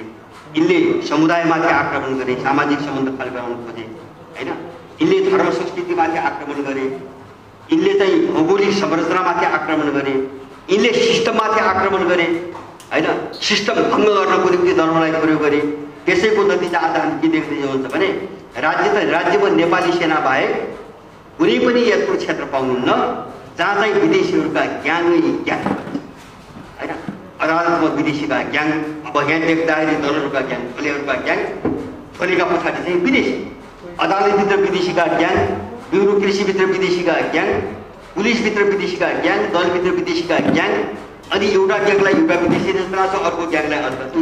कसरी भयो? यिनीमा मेलमिलापै नहुने कारणले फरक फरक विदेशीको इन्ट्रेस्टको प्रतिनिधित्व गर्छ, अनि उसले जसरी मुभ गर्छ त्यसरी काम गर्नुपर्छ। यिनको मेलमिलाप कहिले पनि र यिनीहरू सबै एकचोटि फुट्ने प्रक्रिया भन्छ। किन उसैले जुटाएको कुनै उद्देश्यको निम्ति उसैले जुटाउँछ, त्यो उद्देश्य पुरा भएर अथवा भयो भने उसैले फुट्ने। अब हेर्नुला, त्यो जसमा पनि फुट्नेवाला छ, फुट्ने तयारीमा छ। रापरपा जति टुक्रा फुटे त्यसको ड्युटी टुक्रा भएर फुट्दैछ होइन। माओवादी एमालेको देखिहाल्नुभयो, काङ्ग्रेसको देखिराख्नु भएको छ, बैठकै बस्दैन, बैठकै बस्दैन। किन भन्छ भने यिनी सबै अरू पछिका चाहिँ भएको कठपुतली कठपुतली र यिनको एजेन्डामा देश पनि छैन, यहाँको मान्छे पनि छैन। त्यसैले हामी यो चक्रव्यूहबाट कसरी निस्कने भन्ने ठुलो समस्या आयो र एकचोटि देशको राम्ररी समीक्षा गरौँ। यो दललाई गाली गरेर मात्रै अगाडि पुग्दैन होइन, दललाई गाली गरेर मात्रै पनि पुग्दैन, देश बुझिँदैन। व्यक्तिलाई गाली गरेर मात्रै पनि अब बुझिँदैन देश। किन केपी ओलीको सरकार गरेर को आउने त फेरि? त्यही शेरबहादुर, त्यही पुष्पकमल, त्यही माधव नेपाल, त्यही कमल थापा, त्यही महमूद ठाकुर होइन। मतलब त्यसको क्या कुनै पनि अर्थ हुँदैन। त्यो हामीलाई त्यो गोलचक्करमा फसाउने अर्को डिजाइन हुन्थ्यो होइन। एउटा दलालले अर्कोलाई प्रतिगमनकारी भनेको छ, गाली गरेको छ, एउटा अग्रगमनकारी भएको छ, सारा नक्कली, सबै नक्कली झुट। त्यो मान्छेहरूलाई विभाजित गर्ने एउटा किता उनीहरूले बनाइरहेको छ, दलको नाममा किता बनाइरहेछन्। अनि रुष्ट भएको मान्छे एक ठाउँबाट उठेर फेरि अर्को दुनियाँमा अर्को ठाउँमा फसाउने। उनले 40 वर्षदेखि गर्दै आएको काम यति हामीले यही चिज मैले भने उनको आफ्नो त केही पनि छैन भन्ने कुरा त 65 सालको बारौँ संविधानले स्पष्ट पार्छ। किन जब 8 दलको बिचमा चाहिँ 2-4वटा कुनै निश्चित एजेन्डामा जब त्यहाँ सहमति भयो नि होइन, त्यो सहमतिले उनको आफ्नो केही पनि छैन भन्ने कुरो 65 सालमा देखा पर्छ। त हामीले यो चक्रव्यूह तोड्नुपर्छ। यसले सबैलाई खान्छ, यसले सबैलाई खान्छ। अब हामीले कसरी हेर्नु पर्यो त भने मैले भने नि हामीले तीनटा कुरा, बेसिकली तीनटा कुरा उठाएका। हामीले त्रिभुवन नेपाल राख्नुभन्दा नाम राख्दा म यसपछि अब समाधानको बाटो छोड्छु। जस्तो त्रिभुवन 3 भनेको 3 हो। हामीले अब देशमा जति समस्या छन्, हजारौँ समस्या छन्, अब सुधार गर्ने सम्भावना छैन। कहाँबाट सुधार गर्ने पनि सम्भावना छैन, सुधार्ने पनि हुँदैन। यो आमूल रूपान्तरण नभएर, परिवर्तन नभएर अब यो देश उँभो लाग्ने सम्भावना हामी देख्दैनौँ। अब त्रिमूल भनेर एउटा चाहिँ हामीले उठाएको चिज के हुन्छ भने सुगौली सन्धिपछि जो ब्रिटिसहरूसँग सन्धि भयो, सुगौली सन्धिपछि हामी पराजित देशको नाताले ब्रिटिसहरूदेखि लिएर अहिलेको इन्डिया र त्यसपछि 47 सालपछि बहुराष्ट्रिय सम्बन्ध विदेशी यिनीहरूले बिस्तारै बिस्तारै हामीमाथि पर्दै आएका सन्धि र सम्झौताहरूको जालो यस्तो छ कि तपाईँलाई हलचल गर्न त्यसरी फसाएका छन्। यो जालो नतोडिकन तपाईँ सरकारमा प्रधानमन्त्री म एउटा उदाहरण दिन्छु, म एउटा सानो उदाहरण। यिनीहरूले विश्व व्यापार सङ्गठनसँग खुला बजार अर्थतन्त्र भन्ने सिद्धान्तको सहमति गरेका छन्। खुला बजार भनेको के हो भन्छ भने कुनै पनि देशका सामानहरू निर्वाध रूपमा अर्को देशमा लैजाएर बेच्नको निम्ति कसैले पनि रोक लगाउन नपाउने। मेरो देशको अर्थतन्त्र, मेरो जनताको चाहिँ अर्थतन्त्र भनेर राज्यले संरक्षण गर्न नपाउने। हामीले 47 सालपछि त्यही सिद्ध्याउँदै आयौँ।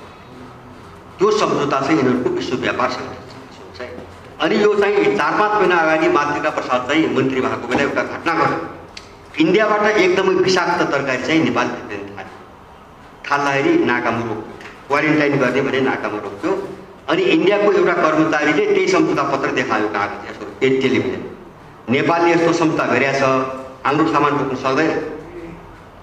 अनि उसले कागज देखाउने बित्तिकै त्यो फुरुक्क सबै तरकारी नेपाल, तरकारी विषाक्तको थाहा छ। किनभने उनले निर्यात गरी अत्यन्तै विषाक्त सामान निर्यात उत्पादन गर्छन्, धेरै विदेशीले त्यस्तै गर्छन्।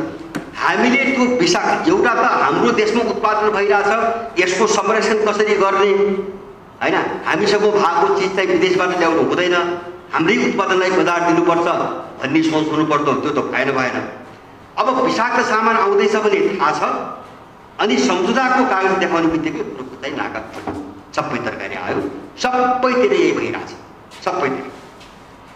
त्यसैले यो सम्झौताको जालुलाई नतोडिकन तपाईँ हामी देश बनाउन सक्दैनौँ, यो हामी बुझिरहेका छैनौँ, यसरी फसाइरहेका छौँ।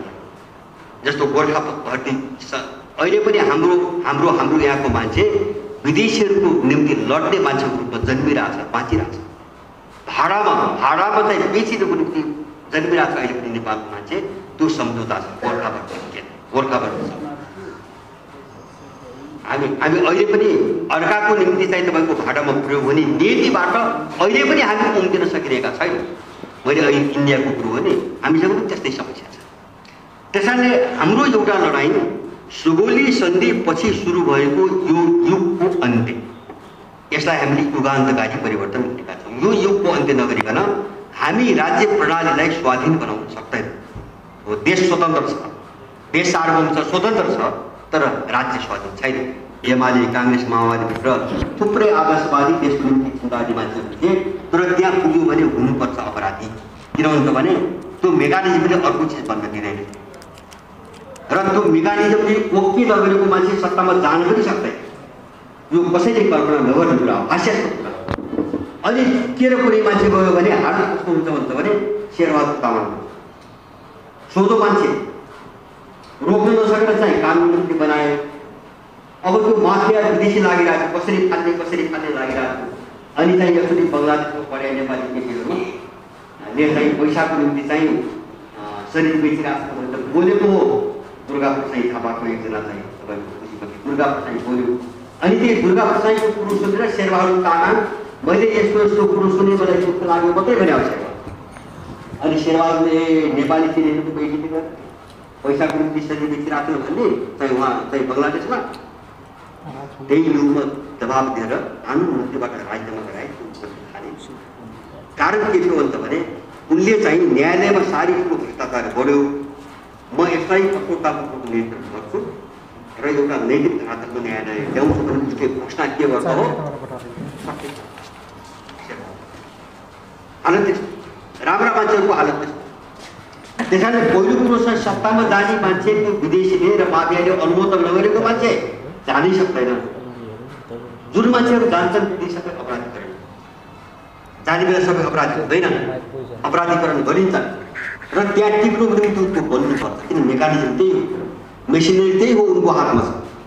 मैले बारम्बार मैले उठाउँछु सबै दलहरू जति भए पनि त्यो विदेशी दलालै किन निस्छ। कथित डेमोक्रेसीमा दललाई सर्वोच्च मानिएको छ, दललाई सर्वोपरि हो।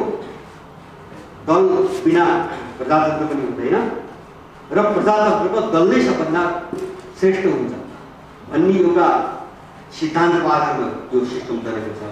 हामीले यसलाई तोड्नुपर्छ र नेसन फर्स्ट भनेर निगरानी राष्ट्र पहिलो, राष्ट्रभन्दा हाम्रो माथि कोही पनि छैन, दल पनि छैन, राजा पनि छैन, संविधान कुनै समुदाय पनि छैन।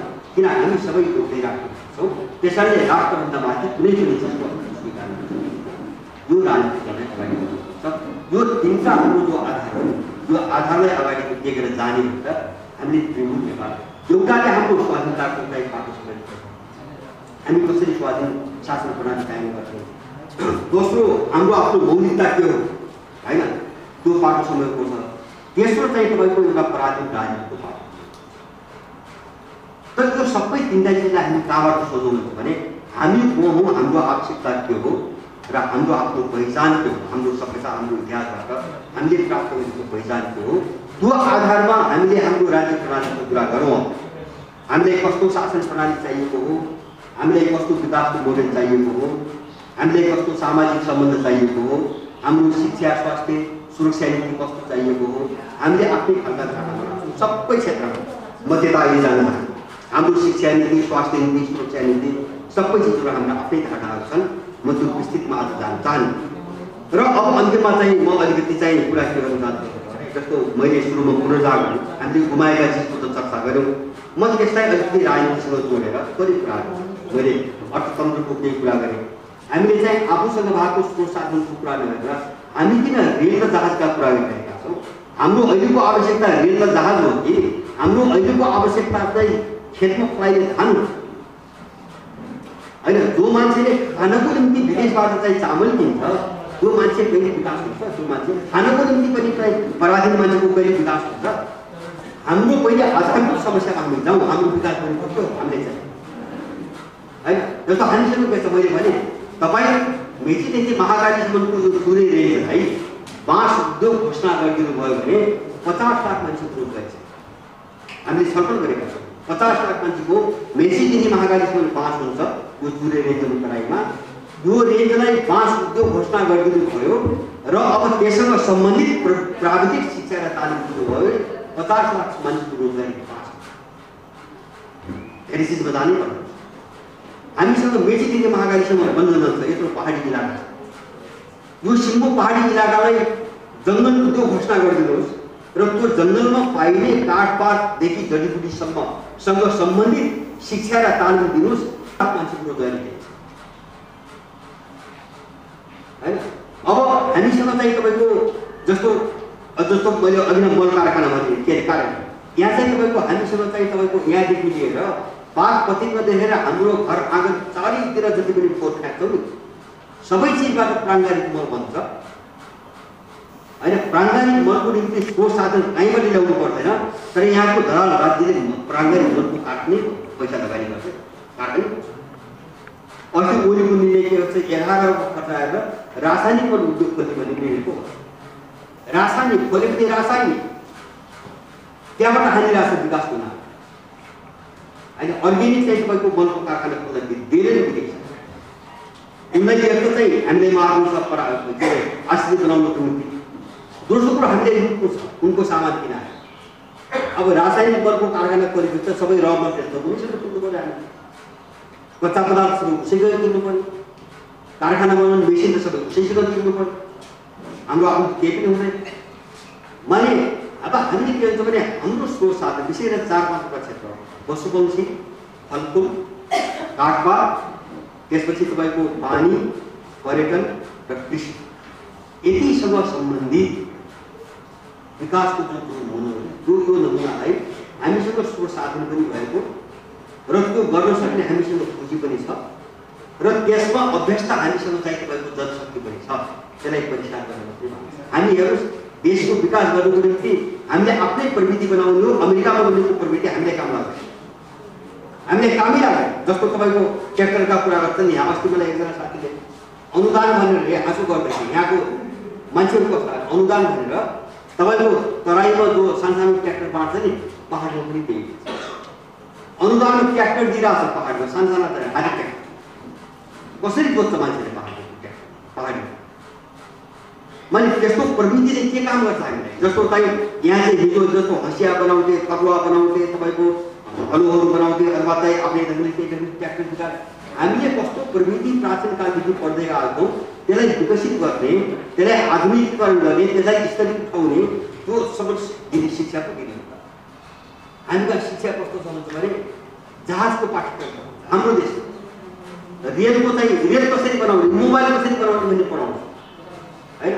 तर हाम्रो वनजङ्गल, हाम्रो चाहिँ खाद्यान्न, हाम्रो काठपात, हाम्रो जडीबुटीसँग सम्बन्धित प्रविधि के हो हामीले प्रयोग गर्दै आएको त्यो हामीलाई पढाउँदैन, त्यो मान्छेले बुझ्छ। मैले हामीसँग स्रोत साधनको सचेतन हेर्नुहोस् नेपाल कस्तो देश हो भन्छ भने म एउटा जानकारी गराउँ तपाईँलाई थाहा छैन। संसारमा सबैभन्दा बढी मौसम भएको देश हो नेपाल। युरोपमा जम्मा 4वटा मौसम छ, त्यही भएर यो पाठ्यक्रममा 4 मौसम भनेर पढाउँछ युरोपको विद्यार्थी। नेपालमा 12 महिनामा 18वटा मौसम परिवर्तन हुन्छ। नेपाल मौसमले त्यति धनी छ। मौसमले यस्तो अर्थ के हो भन्छ भने तपाईँले महिनाको जुन टाइममा जे लगाए पनि जानेर पनि फल्छ। मौसम हेरिसन भन्नुको अर्थ के हो? 18 प्रकारको हावापानी परिवर्तन हुन्छ 1 वर्षमा भनेपछि तपाईँ जुन बेला जुन सिजनमा जस्तो सुकै सामान उत्पादन गर्न पनि सक्नुहुन्छ। त्यति अनुकूल छ देशको मौसम। र युरोप कस्तो छ भन्छ भने 4 मौसम छ। युरोपमा अधिकांश देशमा दिउँसो स्पष्ट रूपमा घाम देखिन्छ, उहाँका मान्छेले घाम देखेको हुन्छ। त्यस्तो छ युरोपका धेरै त्यति गरिब छ प्राकृतिक रूपमा। हामीसँग असार मौसम छ, यत्रो सुरु साधन पानीमा दोस्रो ठुलो सम्पन्न देश हो।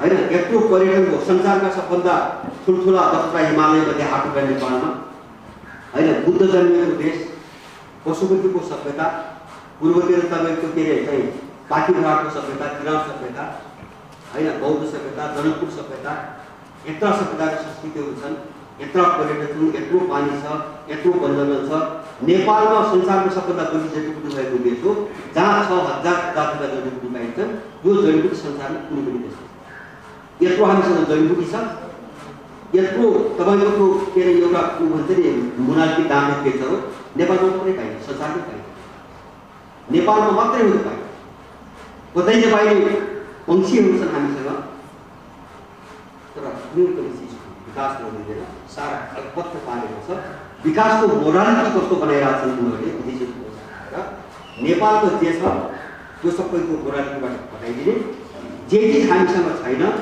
जे चिज विदेशीको आयात गर्नुपर्छ र त्यो पनि उनको पैसामा निर्भर गर्नुपर्छ त्यसलाई विकासको चाहिँ तपाईँको नमुना विकास गर्न मैले एकजना विद्वानसँग चाहिँ 2 वर्ष अगाडि उहाँले 48 सालको गिरिजासँग एउटा माग गर्नु गिरिजाको एउटा तपाईँले मलाई 1 अरब रुपियाँ दिनुहोस् 1 अरब उहाँ राम्री गुरुको एउटा 1 अरब रुपियाँ दिनुहोस् मैले काठमाडौँ सहरमा निःशुल्क 50 वर्ष चाहिँ निःशुल्क पानी वितरण गर्ने चाहिँ पानी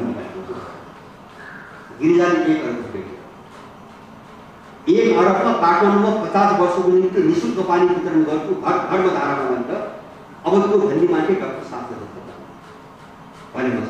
गिरिजाले 1 अरब रुपियाँ दिए कुनै ठुलो कुरो थिएन यिनको चिया नाखानु कुनै पैसा भयो तर दिए किन काठमाडौँको पानीको समस्या समाधान गर्नु छैन बिजुलीको भन्न दिँदैन किन हामी आत्मनिर्भर भयौँ भने त होइन बुझ्न हामी कसरी सक्छौँ अनि उनले आफ्नो स्वार्थ कसरी हेर्न किताबको पाउँछ कतै पनि गर्न नदिने अनि मैले भने तपाईँ पानी निःशुल्क कसरी वितरण गर्नुहुन्छ अनि उहाँले मलाई सो काठमाडौँको कथा मलाई सो अनि पानीको स्रोत कति छ काठमाडौँमा अनि उहाँले कथा सुन्नुभयो यस्ता धेरै कुराहरू छन् हामी यसमा बहस गरौँ यसको चिजमा हामी बहस गरौँ र अब राज्य प्रणालीभित्र जाँदाखेरि अब म डिटेलमा जाँदैन आज समय पनि छैन मैले शासन प्रणाली हामी कहाँ फस्छौँ भने म एउटा उदाहरण दिएर म यसलाई बुझ्छु यो पश्चिमाहरूको जालमा हामी कहाँ फस्छौँ जसको हामी राष्ट्रको उनको चाहिँ तपाईँको थट उनको विचार उनको दर्शन निषेधमा आधारित दर्शन हो सुनवाई अलिकति देखाउँदै यो राजनीतिक पार्टीमा त्यहाँ बोल्न चाहन्छु निषेध भनेको एकले अर्कोलाई समाप्त पारिकन अगाडि बढ्ने फिलोसोफीलाई उनले आफ्नो फिलोसोफी बनाएका छन् म एउटा उदाहरण दिन्छु जस्तो एसियामा राष्ट्रहरू जुन हुने भने र युरोपको राष्ट्रहरूको चाहिँ निर्माण जुन हुने भयो त्यो बाटो एकदमै युरोपियन राष्ट्र र एसियन राष्ट्रहरू एउटै होइन त्यो विकासको धारा एउटै छैन जस्तो युरोपियन राष्ट्र कसरी भन्ने भन्छ भने युरोपभरि एउटा जातिको सत्ता थियो भने धार्मिक सत्ता थियो होइन यो चाहिँ 400 वर्ष अगाडिसम्म युरोपभरि क्याथोलिक चर्चहरूको सत्ता थियो त्यो क्याथोलिक चर्चले एउटा जातिलाई शासक जाति भनेर सत्तामा राख्यो र बाँकी जातिलाई दमन गर्छ अनि त्यो जातीय सत्ताको विरुद्धमा युरोपभरि विद्रोह भयो हेर्नुहोस् है त्यो बेला युरोपभरि विद्रोह सुरु भयो विद्रोह सुरु भइसकेपछि जुन देशमा जुन जातिले विद्रोह सफल गर्यो त्यो जातिले आफ्नो जातिको नामबाट देशको युरोपियन राष्ट्र त्यसरी जस्तो रसियाहरूले रुस नाम सर्बहरूले देशको नाम सर्बिया राख्यो जातिको नाम हो जर्मनहरूले जर्मनी भने इङ्ग्लिसहरूले इङ्ल्यान्ड भने होइन पोलिसहरूले पोल्यान्ड भने फ्रेन्चहरूले फ्रान्स भने तर एसियाका कुनै पनि देशको नाम जातिको नामबाट पाउनु नेपालमा नेपाल भन्ने जाति छैन भारतमा भारत भन्ने जाति छैन चीनमा चीन भन्ने जाति छैन किन यहाँको सभ्यता समन्वयमा आधारित सभ्यता हो मैले त्यहाँ जोड्नु है समन्वय मेलमिलाप र सहकार्यबाट चाहिँ अगाडि बढेको सभ्यता हो राष्ट्र पनि त्यही सिद्धान्तबाट बने समाज पनि त्यही सिद्धान्तबाट बने तर युरोपियन बुद्धो होइन उनको निषेध हो अर्कालाई असाध्यै घृणा गर्छ उनको थटै त्यही हो त्यही कारणले हो संसारका सबभन्दा ठुल्ठुला युद्धहरू युरोपमै पहिलो किन त्यहाँ सहिष्णुता पटक्कै छैन होइन। अरूको उठ्यो कि अर्काले सिधै दिन अगाडि बढिहाल्छ। पहिलो विश्वयुद्ध त्यही भयो, दोस्रो विश्वयुद्ध त्यही भयो, तेस्रो विश्वयुद्ध त्यही हुन्छ हेरिरहेको, तेस्रो विश्वयुद्ध पनि त्यही हुन्छ। 30 वर्षको क्याथोलिक र प्रोटेस्टेन्टहरूका बिचको धर्मयुद्ध पनि त्यही भयो होइन। मुस्लिम र इसाईहरूको 100 वर्षको वार पनि त्यही। किन युरोप चाहिँ रगतको हाल बनिरहेको हुन्छ भने त्यो सभ्यतै त्यही हो। त्यसैले उनीहरू निषेधको बाटोबाट उनको राष्ट्र बनाएको छ। सुन्नुहोस् है, मैले उनको निषेधको बाटोबाट राष्ट्र बनाएको छ। उनले जातीयतालाई, भाषालाई, धर्मलाई राष्ट्र मान्छन्, एउटा कम्युनिटीलाई, सम्प्रदायलाई राष्ट्र मान्छन्। हो नेसन त्यसलाई हो मैले सुरु तर हामी कहाँ जस्तो तपाईँको पृथ्वीमान कुनै एकीकरण गर्दा पृथ्वीमानले हजारौँ वर्ष यजुर्वेदमा नेपालको व्याख्या छ, नेपालको सिमाना तोकेको छ कि हामी त धेरै पटक बोल्यौँ, म त धेरै पूर्वमा कामाख्या भनेको छ। यजुर्वेदमा स्पष्ट रूपमा चाणक्यले बोलेको छ, अशोक बोलेको छ, अशोक सम्राट बोलेको छ। पूर्वमा कामाख्या भनेको अहिले आसाम र पश्चिममा गढपुर माउगढ यो नेपालको सिमाना हो भनेर होइन कौटिल्यको चाहिँ शास्त्रमा छ, यजुर्वेदमा छ र स्कन्द पुराणको नवखण्डमा भनेको माने यो निर्माण गर्नुको निम्ति जति मान्छेले लगानी गरे नि सबैको महिमा गाइएको छ। एउटा जातिलाई जस दिँदैन। पृथ्वीमानको कुरा हुँदाखेरि खसको कुरा गरिँदैन, अथवा पृथ्वीमानको कुरा गर्दाखेरि विषय नगरको कुरा पनि हुन्छ, अमरसिंह थापाको कुरा पनि हुन्छ, झागल गुरुङको कुरा पनि हुन्छ होइन, अरूको कुरा पनि हुन्छ। सबैले हामीले विभूति भनिरहेका छौँ। यतातिर राजवंशहरू पनि थुप्रै छ पूर्वले, हामी विभूति नै भएका छौँ। न त्यहाँ कुनै जाति छ। पृथ्वीमानको सबभन्दा ठुलो बटालियन सैन्य बटालियन छ मगरहरूको बटालियनको घरमा लडेको भनेपछि अब हामी कहाँ पूर्वतिर राष्ट्र निर्माण गर्ने प्रक्रियामा सबैको योगदानलाई सामेल गरिएको छ। समुद्र बाटोबाट चाहिँ राष्ट्र बनेको छ। त्यसकारणले हामी कहाँका राष्ट्रलाई हामी नागरिक राष्ट्र भन्छौँ, उनीहरूले आफ्नो राष्ट्रलाई जातीय राष्ट्र हो। त्यही भएर हामी कहाँ यो प्रदूषण किन आयो? अहिले चाहिँ जातीयता साम्प्रदायिकता यो विखण्डनको निम्ति विदेशीहरूले अहिले सधैँभरि मिलेर बसेको हो। राज्यले अत्याचार गरिरहेको हामी बुझ्छौँ। किन मैले सुरुमै भने राज्य दलाल छ, विदेशीको दलाल छ, उसले भेदभाव गरेको छ, जातिमाथि पनि गरेको छ, वर्गमाथि पनि गरेको छ, अरू समूहमाथि पनि गरेको छ। त हामी बुझ्छौँ लडाइँ त्यसैको हो। तर यहाँको समुदायका बिचमा कहिले पनि द्वन्द्व भएन।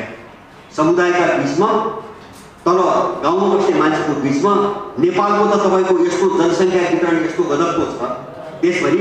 नेपालमा कुनै एउटा गाविस मुस्लिमले भेट्नुहोला जहाँ चाहिँ ठ्याक्कै एउटै जातिताको बस्छ, एउटा गाविस तपाईँको यसरी छरिएको जनसङ्ख्यामा नेपाल बसेको छ र त्यो बसाइ एउटा समन्वयको भावनाले मात्रै सम्भव भयो। यसलाई तोड्न खोजिएन किन त्यो पश्चिमी थरको आधार जाति भाषा क्षेत्रलाई राष्ट्रको रूपमा व्याख्या गरेर अनि त्यसो भनेपछि इन्डियाको समस्या के हो? पहिले त्यही शिक्षा पढाए, अहिले आएर इन्डियाभित्र 50औं चाहिँ तपाईँको चाहिँ पृष्ठ दावाले हुनुहुन्छ। झारखण्डदेखि लिएर बोडो उल्फा नागादेखि लिएर चाहिँ काश्मीरीसम्मका समस्याहरू आए। किन उनको थटले उनको पश्चिमाहरूको शिक्षा प्रणाली ल्याएको समस्या हो। हामी कहाँ त्यो ल्याउनु खोज्यो 65 साल देशमा लडाउनु खोज्यो तर उनीहरू असफल भए। किन हाम्रो सभ्यता इतिहास बेग्लै माने सर्वसाधारण बिचको सम्बन्ध बेग्लै एक प्रकार होइन। खोलापटा जहाँ पनि चाहिँ भेदभाव गरिरहेको छ त्यहाँ पनि मैले भन्न खोजेको कस्तो हुन्छ भने उनको राष्ट्र मैले राज्य प्रणाली भई शासन प्रणालीको पक्षमा जाँदैछु। म यति सकेर म जोड्छु है। त्यसको उनको चाहिँ तपाईँको थट, उनको चाहिँ तपाईँको विचारधारा निषेधमा आधारित छ पश्चिमाहरूको। त्यही भएर उनको राष्ट्र निषेधको सिद्धान्तबाट बन्यो र उनको डेमोक्रेसी पनि निषेधकै सिद्धान्त र उनको आर्थिक सिद्धान्त पनि निषेधकै मान्यता भयो। म उदाहरण दिन्छु। जस्तो उनको डेमोक्रेसीमा यहाँ के भन्छ तपाईँले के सुन्छौँ, प्रजातन्त्रको सबभन्दा राम्रो विशेषता भनेको प्रतिस्पर्धा अनि प्रतिपक्षको धर्म सत्तापक्षको विरोध गर्नु। विरोधलाई धर्म बनाएको छ। शब्दमा ध्यान दिनु है, विरोध गर्नु जस्तो चाहिँ नराम्रो कामलाई प्रजातन्त्रको धर्म बनाएको छ। निषेधलाई धर्मको रूपमा व्याख्या गरिरहेको छ है। कम्पिटिसन भन्दाखेरि शब्द कम्पिटिसन प्रतिस्पर्धा छ, त्यो भनेको निषेध। एउटाले अर्कालाई निषेध गरेर जाने। अब अर्थतन्त्र आउनुहोस्, नव उदारवाद भने बजार अर्थतन्त्र त्यो त्यो भनेको के सक्नेले नसक्नेलाई चाहिँ मेटाउने भने ठुलो माछाले सानो माछालाई खाने भने मैले चाहिँ इन्डियाबाट आउने विषाक्त तरकारीको कुरो दिएँ होइन। उसँग बलियो छ, धेरै सामान छ, किन रोक्ने? आर्थिक सिद्धान्त त्यही हो। उपरोक्त आयो, विषाक्त सामान बेच्यो, गयो, पैसा लुट्यो, भयो होइन।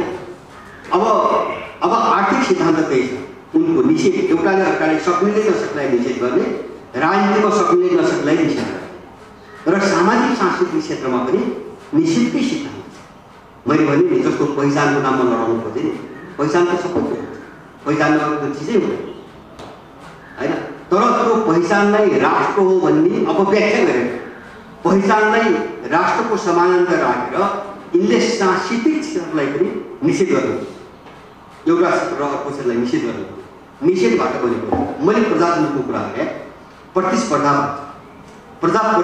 भनेको एउटा अर्कासँग लडेर जाने भने हो, त्यो अर्को निषेध। हामीले किन समन्वयको कुरा गर्न सक्दैनौँ? हामीले उठाउने देश बनाउने कुरा र त्यो देशका मान्छेको भलाइ हुने कुरा, समृद्धिको कुरा हामी सबै मिलेर गर्नुपर्छ भन्ने सोचमा जान हामी किन सकेनौँ? किन हामी पश्चिमाले दिएको कम्पिटिसनलाई नै प्रजातन्त्र मान्छौँ? हाम्रो आफ्नो प्रजातन्त्र हुँदैन, आफ्नो मोडेलको मिलेर जाने प्रजातन्त्र हुँदैन, समन्वयको बाटोबाट जाने प्रजातन्त्र हुँदैन। हामीले त्यसमा बहस किन गरे? एउटा कुरा है, शासन प्रणालीको कुरा गर्दाखेरि हामीले केही नयाँ कन्सेप्ट उठाउनु खोज्यो भने। अर्को कुरो, हामीले शासन प्रणालीमा नागरिकको हेर्नुहोस्, अहिलेको डेमोक्रेसीमा नागरिक दास हो, विशुद्ध दास हो। यसलाई प्रजातन्त्र नागरिक अधिकार भन्न हामीले चाहिँ कुरो बनाएको छ। किन दास हो भन्छ भने तपाईँले एकपटक त्यो भोटको नाममा छाप हाल्नुभयो भने 5 वर्षसम्म तपाईँको मुखले पनि प्रतिवाद गर्नु सक्छ, तपाईँको केही हुन्छ। उनले केही चिज बनाएको, उनले अनुमोदन प्रणालीलाई प्रजातन्त्र भनेर हामीलाई चाहिँ बेगो बनाएको छ। उनीलाई बाध्यतापूर्वक चाहे पनि नचाहे पनि एउटा उनले अगाडि सारेको मान्छेलाई अनुमोदन गर्नुपर्ने व्यवस्थालाई उनीहरूले प्रजातन्त्र भनिरहेका छन्। हामीले त्यसलाई प्रजातन्त्र मान्यौँ। त्यसैले हामीले 3टा कुरा उठाएका छौँ। जुन मान्छेले जसलाई चुनावमा भोट हालेर जिताउँछ, त्यो जितेर गएको मान्छेले कबोल गरेको अनुसार काम गरेन भने त्यसलाई पदबाट बर्खास्त गर्ने अधिकार हामीलाई। यदि डेमोक्रेसीको कुरा गर्नु, आफूले पठाएको मान्छेलाई नियन्त्रण गर्ने अधिकार होइन भने त्यसलाई के प्रताप? नम्बर 1। दोस्रो कुरा, राज्यले कुनै प्रस्ताव पेश गर्यो र त्यो नागरिकलाई मन परेन भने त्यसलाई औपचारिक रूपमा अस्वीकार गर्ने अधिकार, रिजेक्टको अधिकार। र त्यति मात्रै होइन, राज्यले प्रस्तुत गरेको चिज कतै पनि चित्त बुझेन र यहाँका मान्छेहरूलाई हाम्रो प्रस्ताव जो छ ठिक छ अनि लाग्यो भने उनले औपचारिक रूपमा राज्यमा आफ्नो विकल्प दर्ता गर्न पाउने अधिकार पनि छ। यो 3टा अधिकारले भएको शासन प्रणाली डेमोक्रेसी हो। माने जहाँ चाहिँ नागरिकहरूलाई कन्ट्रोलको अधिकार हुँदैन नि, सत्तामा जाने मान्छेलाई नियन्त्रण गर्ने, त्यो शासन प्रणाली डेमोक्रेसी हुँदैन होइन। यो चाहिँ उही मध्ययुगको दास प्रथाको चाहिँ रूप रोगन गरिएकोमा। अब यो अनुमोदन गर्ने, अर्काले मालिकले सारेका, राजाले सारेका मान्छेहरूलाई ठिक छ सरकार पनि अधिकार पनि उनीहरूलाई पनि अहिले मात्रै उभिएर हात उठाएर ठिक छ भन्ने भन्थ्यो, अहिले छाप भन्छ फरक थियो। हामीलाई मन लागेको छाप हाल्नु परिरहेको छ र त्यो जित्यो भने हामी केही पनि गर्छौँ, 5 वर्ष पनि हेरिरहेको उसको अत्याचार हेरिरहेको। र तेस्रो हामीले उठाएको के हो भन्छ भने शासन दलको नाममा जो विधायिकामा मान्छेहरू चुनिन्छन् उनीहरूलाई राज्यको सेवा सुविधा पाउने ठाउँबाट जान हुनुपर्छ र शासन चाहिँ विज्ञहरूको योग्यहरूको हो, दलका नेताहरूको शासन चाहिँ हुनु हुँदैन, गलत पर्छ। शासन जसले चाहिँ देश बुझेको छ, जुन विषयमा बुझेको छ उसले देश चलाउनु होइन। अनि चाहिँ के भन्छ 14 वर्ष जेल बस्यो भने योग्यता देश बुझ्नु परेन। 14 वर्ष जेल बसेको पार्टीमा 50 वर्ष काम गरे, योग्यताका मापदण्ड, मन्त्री बन्ने मापदण्ड छु।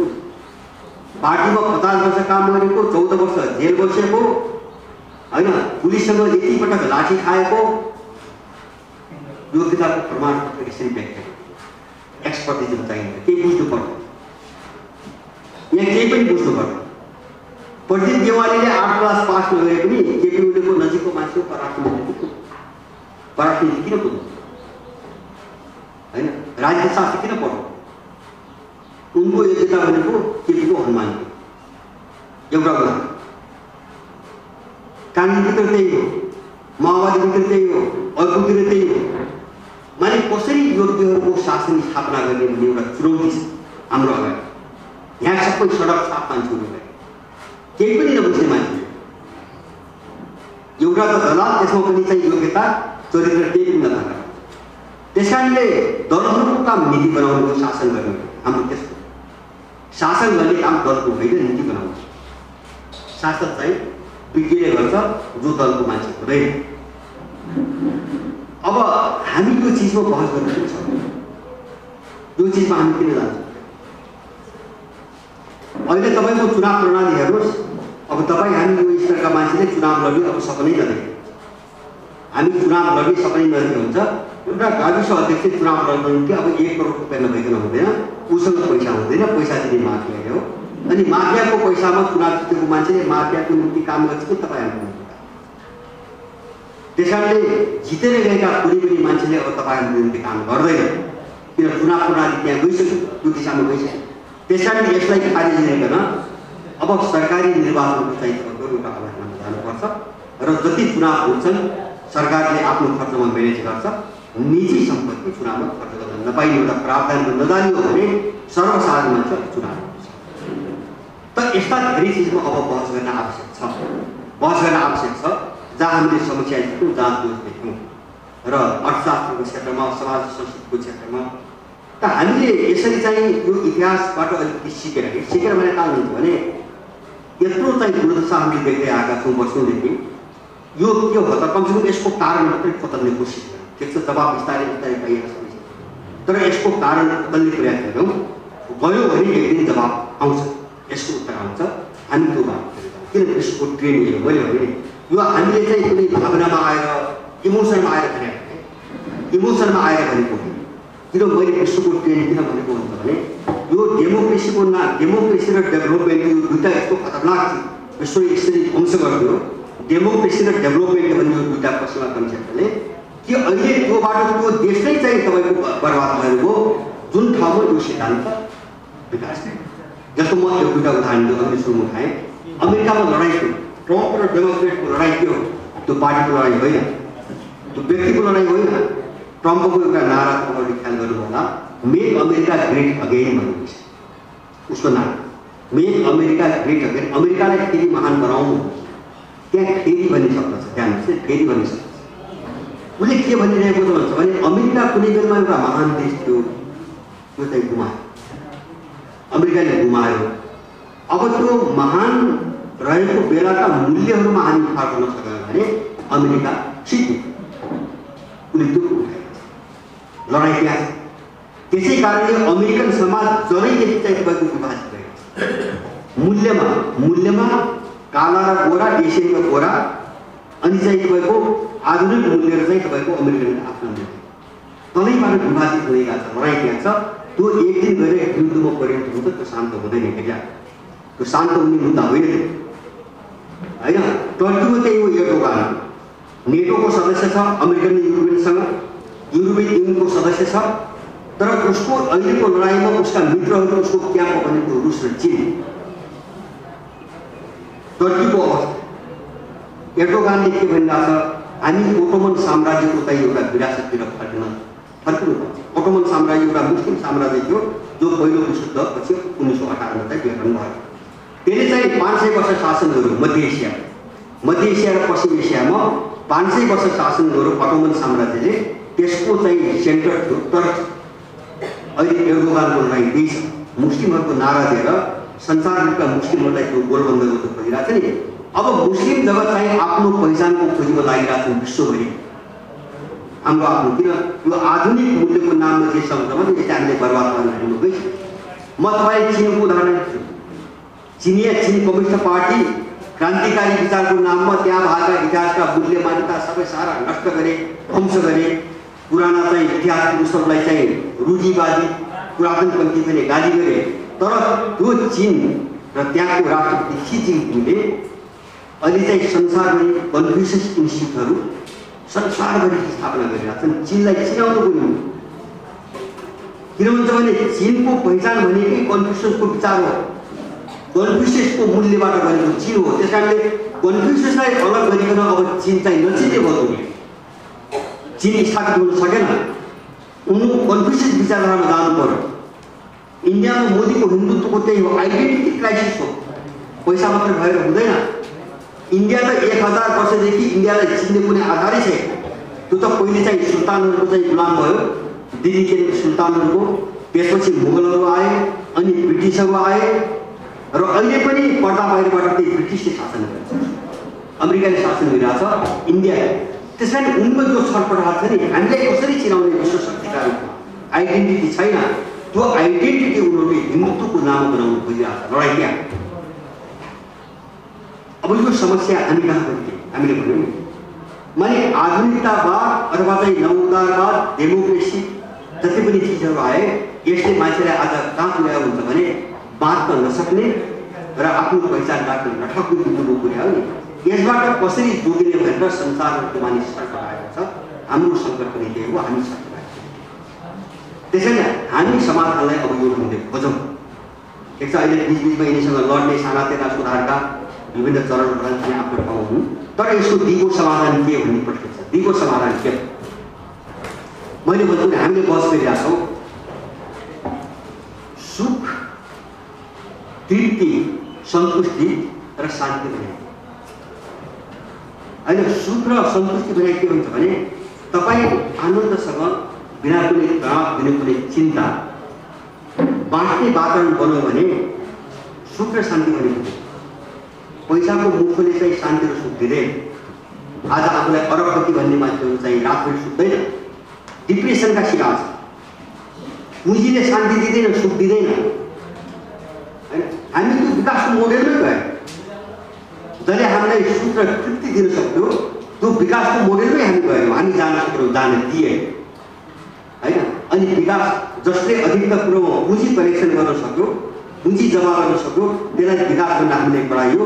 त्यसैले हामी पैसाको निम्ति चाहिँ बौलाउनु, जसरी पनि पैसा चाहियो, जसरी पनि पैसा चाहियो। अनि त्यसले कसैको बिचको सम्बन्ध राख्यो। मैले सुरुमै भने परिवारभित्र सिक्यो सम्बन्ध सिक्यो, हिजो बाहरभित्र गयो, परिवारभित्र छैन। आमा बाउ र सन्तानका बिचमा छैन, दाजुभाइमा छैन, दिदीबहिनीमा छैन, छरछिमेकमा छैन, समाजमा छैन, राष्ट्रमा छैन। होइन, त्यो सबै पैसाको चाहिँ जो लिप्सा हो नि, त्यसले सिद्धिउनले त्यही बुझाए।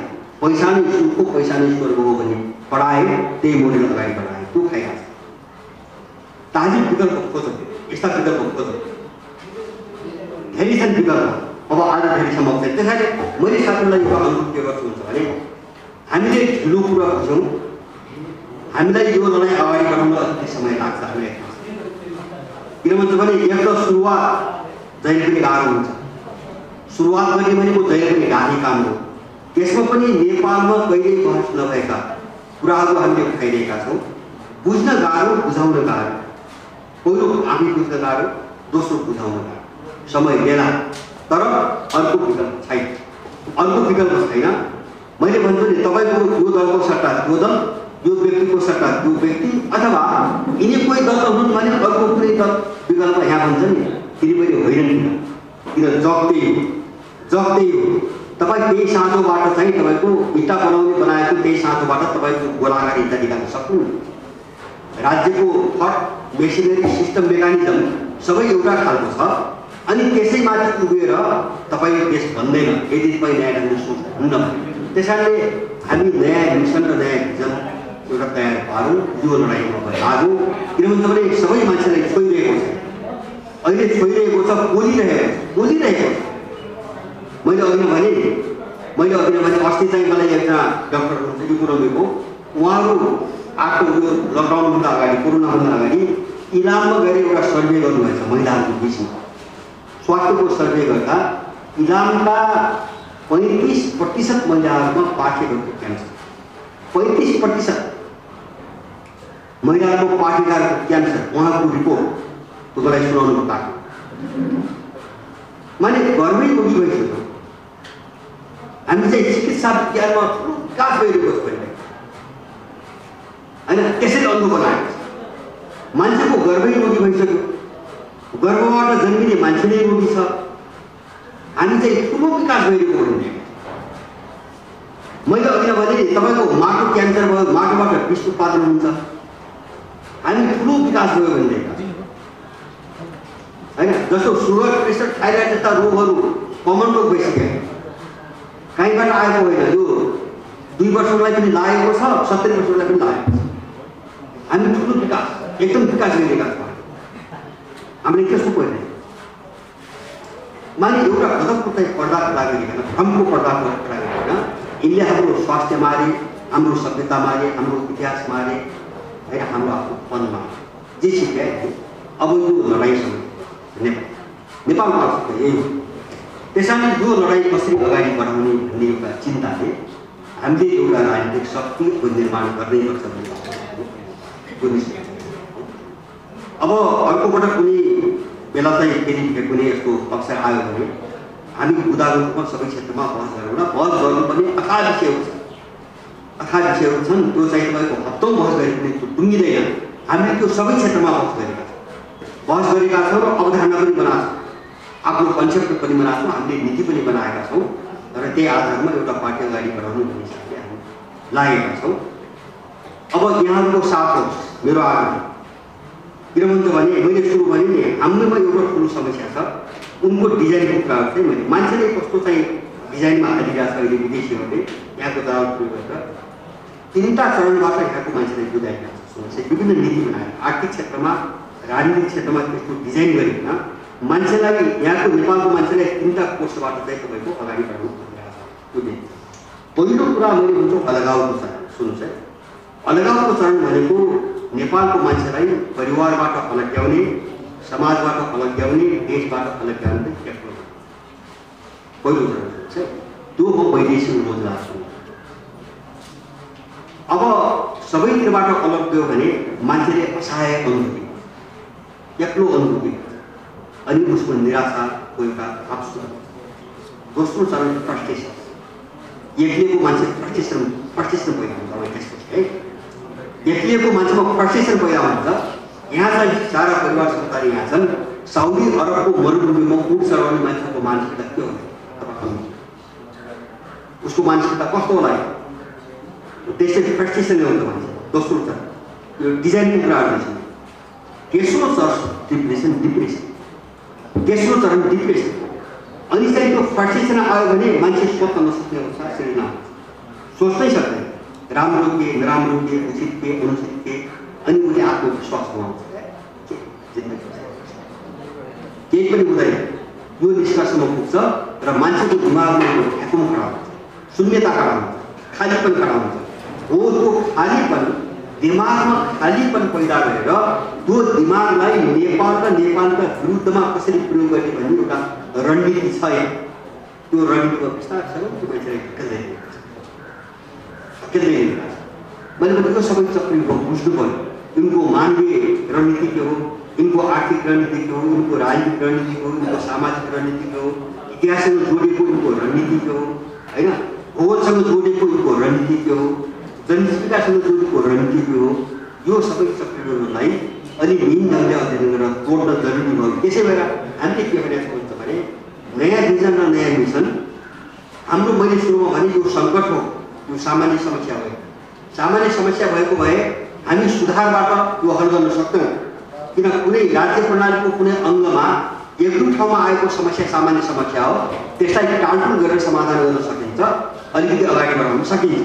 जस्तो 33 सालमा 37 सालमा पञ्चायती सुधार भने अनि त्यत्रो आन्दोलन भयो, 37 सालपछि 10 वर्ष फ्याँक्दियो पञ्चायत, सुधार गरेर 10 वर्ष फ्याँक्दियो होइन, किन सुधारको गुन्जाइस थियो।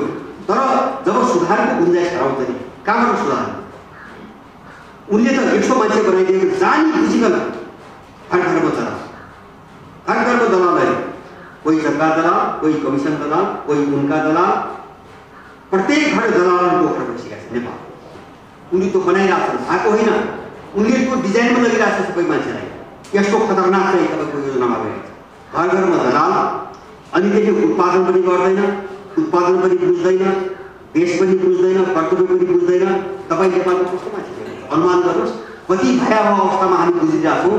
तपाईँ सुन्नुहोस्, यहाँको कुनै पार्टी, यहाँको कुनै समुदाय, कुनै जाति, कुनै संस्था, कुनै व्यक्ति एउटा मलाई देखाइदिनुहोस् जसले कर्तव्यको कुरा छैन। सबको कोही कर्तव्यको कुरा गर्दैन, सबैले अधिकार भनिदिएको छ है। यो कति डरलाग्दो डिजाइन छ हामी यहाँ, सबैले अधिकार भनिदिएको छ। मानव यहाँको मान्छे सामाजिक मान्छे पनि होइन, कुनै देशको नागरिक पनि होइन, त्यसको परिवार पनि उसले निर्वाह गर्नुपर्ने कुनै कर्तव्य नै छैन। मान्छेलाई यस्तो जङ्गली बनाइदिए जसले म भन्ने मात्रै बुझ्छ, त्यसलाई अधिकार मात्रै चाहियो सबैलाई। यस्तो गैरजिम्मेवार मान्छेको निर्माण गर्ने डिजाइनमा फेरि होइन, जसले आफ्नो कर्तव्यको कुरा सबैलाई अधिकार अधिकार यो अहिले रडाको त्यो हो। किन मान्छेको पार्श्विकीकरण गर्ने एउटा डिजाइन छ। मान्छेलाई असामाजिक, किन तपाईँ हामी त मान्छे मात्रै होइन, तपाईँ हामी त प्राकृतिक मान्छे मात्रै होइन, त्यहाँबाट माथि उठेको हामी सामाजिक मान्छे हो। हामी त कोही त सामाजिक मान्छे हो, त्यसभन्दा पनि माथि उठेको कुनै देशको नागरिकता लिएको हामी नागरिक मान्छे होइन। समाजको म जस्ता त करोडौँ मान्छे छन्। अब ती करोडौँ मान्छेमाथि मेरो जिम्मेदारी हुन्छ कि हुँदैन, मेरो ड्युटी छ कि छैन? तर त्यसबाट मलाई चुप गराइयो। मलाई के भनेको छ? अधिकार मात्रै हो, तेरो अधिकार। जातिको अधिकार के हो, दलको अधिकार के हो, व्यक्तिको अधिकार के हो, संस्थाको अधिकार के हो, कर्तव्य कसैले भन्दैन। यो एउटा ठुलो डिजाइन हो। यस्ता दर्जनौँ कुरा हामीले बहस गर्नुपर्ने यस्ता दर्जनौँ कुराहरू छन्। अनि एउटा अधिकार कुरो गर्छ, अर्को व्यक्ति स्वतन्त्रता। यति डरलाग्दो चाहिँ नारा छ व्यक्ति स्वतन्त्रता। सुन्दा मिठो, मान्छेले बुझ्दैन। व्यक्ति स्वतन्त्रता भने व्यक्तिलाई सार्वभौम बनाउने, सोभरिन गर्ने, सबभन्दा माथि राख्ने ठेउयो यो पश्चिमात्मा। अब व्यक्ति स्वतन्त्रता त्यही भएर यिनीहरू मानव अधिकार भन्छ। मानव अधिकार कसको? बलात्कारीको मानव अधिकार भन्दै चाहिँ खटाहरू चाहिँ तपाईँको दुरुस्त। बलात्कारीको मानव अधिकार, हत्याराको मानव अधिकार, समाज विरोधीको मानव अधिकार, द्वेषद्रोहीको मानव अधिकार। मानव अधिकारको पश्चिमा व्याख्या, त्यो व्याख्या कहाँबाट आएको हुन्छ भने व्यक्तिलाई सार्वभौम बनाउने, सेन्टरमा राख्ने। र अब व्यक्ति त करोडौँ छन्, अनि करोडको सङ्ख्यामा समानान्तर केन्द्र बन्ने भयो। तपाईँको ठाउँमा सेन्टर, म मेरो ठाउँमा सेन्टर, उहाँको ठाउँमा सेन्टर। अब एउटा समानान्तर सेन्टरले अर्कालाई किन टेर्दैन? मैले तपाईँलाई टेर्दैन, तपाईँले मलाई टेर्दैन, मैले उहाँलाई टेर्दैन, उहाँले अर्कालाई टेर्दैन। अनि त्यसले चाहिँ व्यक्ति चाहिँ सार्वभौम भयो, एउटा समानान्तर सेन्टरको रूपमा उठाइदियो भने के हुन्छ? त्यसले परिवार पनि मान्दैन, समाज पनि मान्दैन, देश पनि। अनि सबै चिज सिद्ध्याउने मिसन मानव अधिकार बनाएर हिन्दू मानव अधिकार। अब यसको एउटा दुष्चक्र छ क्या। त्यस कारणले हामीले हल्का फुल्का ढङ्गले राजनीति मात्रै हेरेर अथवा यिनी अपराधीहरूका यिनी झगडा अचिम्मेल मात्रै हेरेर देश बुझ्न सम्भवै छैन, असम्भव छ। कहाँ कहाँ हानिरहेको छ? म तपाईँलाई एउटा उदाहरण दिन्छु, अनि म सकिने भन्नुभयो, धेरै लामो पनि भयो। म एउटा उदाहरण दिन्छु। मैले अघि सुरुमा उठाएको थिएँ। अब कति ठाउँमा त राजनीतिक अत्याचार गरिरहेको छ, भेदभाव गरिरहेको छ, त्यस हामीले इन्कार गर्नु। विभिन्न समुदायमाथि अत्याचार गरिरहेको छ। अत्याचार गराउने त्यही विदेशी हो, अनि अत्याचार गर्नेका विरुद्ध अर्को समूह प्रयोग गर्ने पनि त्यही विदेशी हो। दोहोरो खेल खेलिरहेको छ। जस्तो म उनीहरू कति मिहिन आशा भन्छ भने सुन्छ, जस्तो यो महिलाहरूमाथि नेपालमा एनजिओको यत्रो लगानी भएको छ। मान्छेले यहाँ के भन्छ? महिलाहरू चाहिँ दासत्वमा छन्, उनलाई स्वतन्त्र गराउनु होइन। अब महिलाको सम्मान पनि बुझेको छ यहाँको। जुन सभ्यताले, जुन देशहरूले, जुन मुलुकले महिलाको शरीरलाई पैसा कमाउने विज्ञापनको हतियार बनाएर त्यो एउटा थर्ड विकास गरेर बसेको छ, उसले महिलाहरू स्वतन्त्र गरिदिन्छ भन्ने यहाँ छ। महिलाहरूमा लगानी के हुन्छ भने मैले बुझेको, मैले अध्ययन गरेको, मैले बुझेको हाम्रो देशको संस्कृति नारी प्रधान संस्कृति। बहिनीहरूले राम्रो बुझ्नुहोला। तपाईँको जनजाति भन्नुहोस् अथवा तराईका मान्छेहरू भन्नुहोस् अथवा पहाडका मान्छेहरू भन्नुहोस्, हामी नारी बुझ्ने संस्कृति त्यही भएर हाम्रो देशमा नारीहरूलाई खुट्टामा खोजिन्छ। हामी दिदीबहिनीलाई, आमालाई खुट्टामा खोज्छौँ। जनजाति समुदायमा जानुहोस्, लोग्ने माछा आइमामा अन्तर हुँदैन, भेदभाव छैन, परिवार भेदभाव हुँदैन। यो अलिअलि अहिले विकास हुन लाग्छ, नत्र भेदभाव हुँदैन। थारू समाजमा त मैले पश्चिम बोल्नु भने मेरो चाहिँ एसएलसी गर्दासम्म, म गाउँमा बस्दासम्म त्यो लोग्नेलाई अथवा चाहिँ जेठाजुहरूलाई, मान्यहरूलाई आइमाईहरूले तिमी भनेको पनि मैले सुनेन, त भन्ने चलन भाषा तै मात्रै हुन्छ, त भन्ने मात्रै। हर लोग्ने मान्छेले आइमाईले त भन्ने, हर आइमाईले बोल्नु मात्रै त भन्ने चलन। त्यो समानताको एउटा सिम्बल मैले भन्छु होइन, एउटै भाषा, त्यो कुरा। अब हाम्रो नारी प्रधान संस्कृति हो हैन। हामी नारीलाई सृष्टि अथवा सृष्टिको मूल हैन, जस्तो शिवलिङ्गको व्याख्या गर्छन् त्यो सबैको अन्तर्गत छ है। मैले शिवलिङ्गमा एउटा छन् त्यो किराँतहरूको पनि त्यही हो, अब गुरुङ मगरहरूको पनि त्यही हो, अब बाहुन क्षेत्रको पनि त्यही हो, अब मधेसीको शिवलिङ्ग हामी भन्छौँ नि। अब तलको जो फेद हुन्छ त्यो प्रकृति त्यो महिलाको प्रतीक हो। अब त्यो बेस हो भन्ने मान्छ होइन, त्यो बेस हो, त्यो सृष्टिको मूल हो, त्यो आधार हो भन्छ। र हाम्रो कल्चरमा चाहिँ जस्तो देवी संस्कृति हो, तपाईँको नेपालमा जति मठ मन्दिरहरू चाहिँ नेपाल तपाईँको शक्तिपीठ बाहेक अर्को कुनै पनि मन्दिर छैन। पूर्वको पाठीभरादेखि मनोकामनासम्म, अब यहाँ चाहिँ दक्षिणकालीदेखि र भद्रबाराहीसम्म अथवा सुदूरपश्चिमका चाहिँ मठ मन्दिरहरू सबै शक्तिपीठ छ। शक्तिपीठ भनेको महिला केन्द्रित मन्दिर मात्र छैन। शक्ति भनेको महिला केन्द्रित मन्दिर छन्। हामी शक्तिपीठहरूलाई बुझ्ने संस्कारबाट आएका हौँ, हामी देवी संस्कारबाट आएका हौँ, हामी महिला बुझ्छौँ। मैले सम्झौँ अब त्यो विदेशीले यही चिज मात्र अब यो देवी संस्कृति नष्ट नगर्दासम्म, देवी संस्कृति नष्ट नगर्दासम्म त्यो महिला केन्द्रित जो कल्चर विकास हो नेपालमा यो टुट्दैन। किन यो टुट्दैन भन्छ भने अब किन संस्कृतिको चाहिँ त जगै नै हो।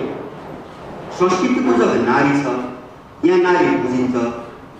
नेपालमा भएका सबै मठ मन्दिर सबै शक्तिपीठहरू हुन् होइन। अर्को मन्दिर यहाँ छैन।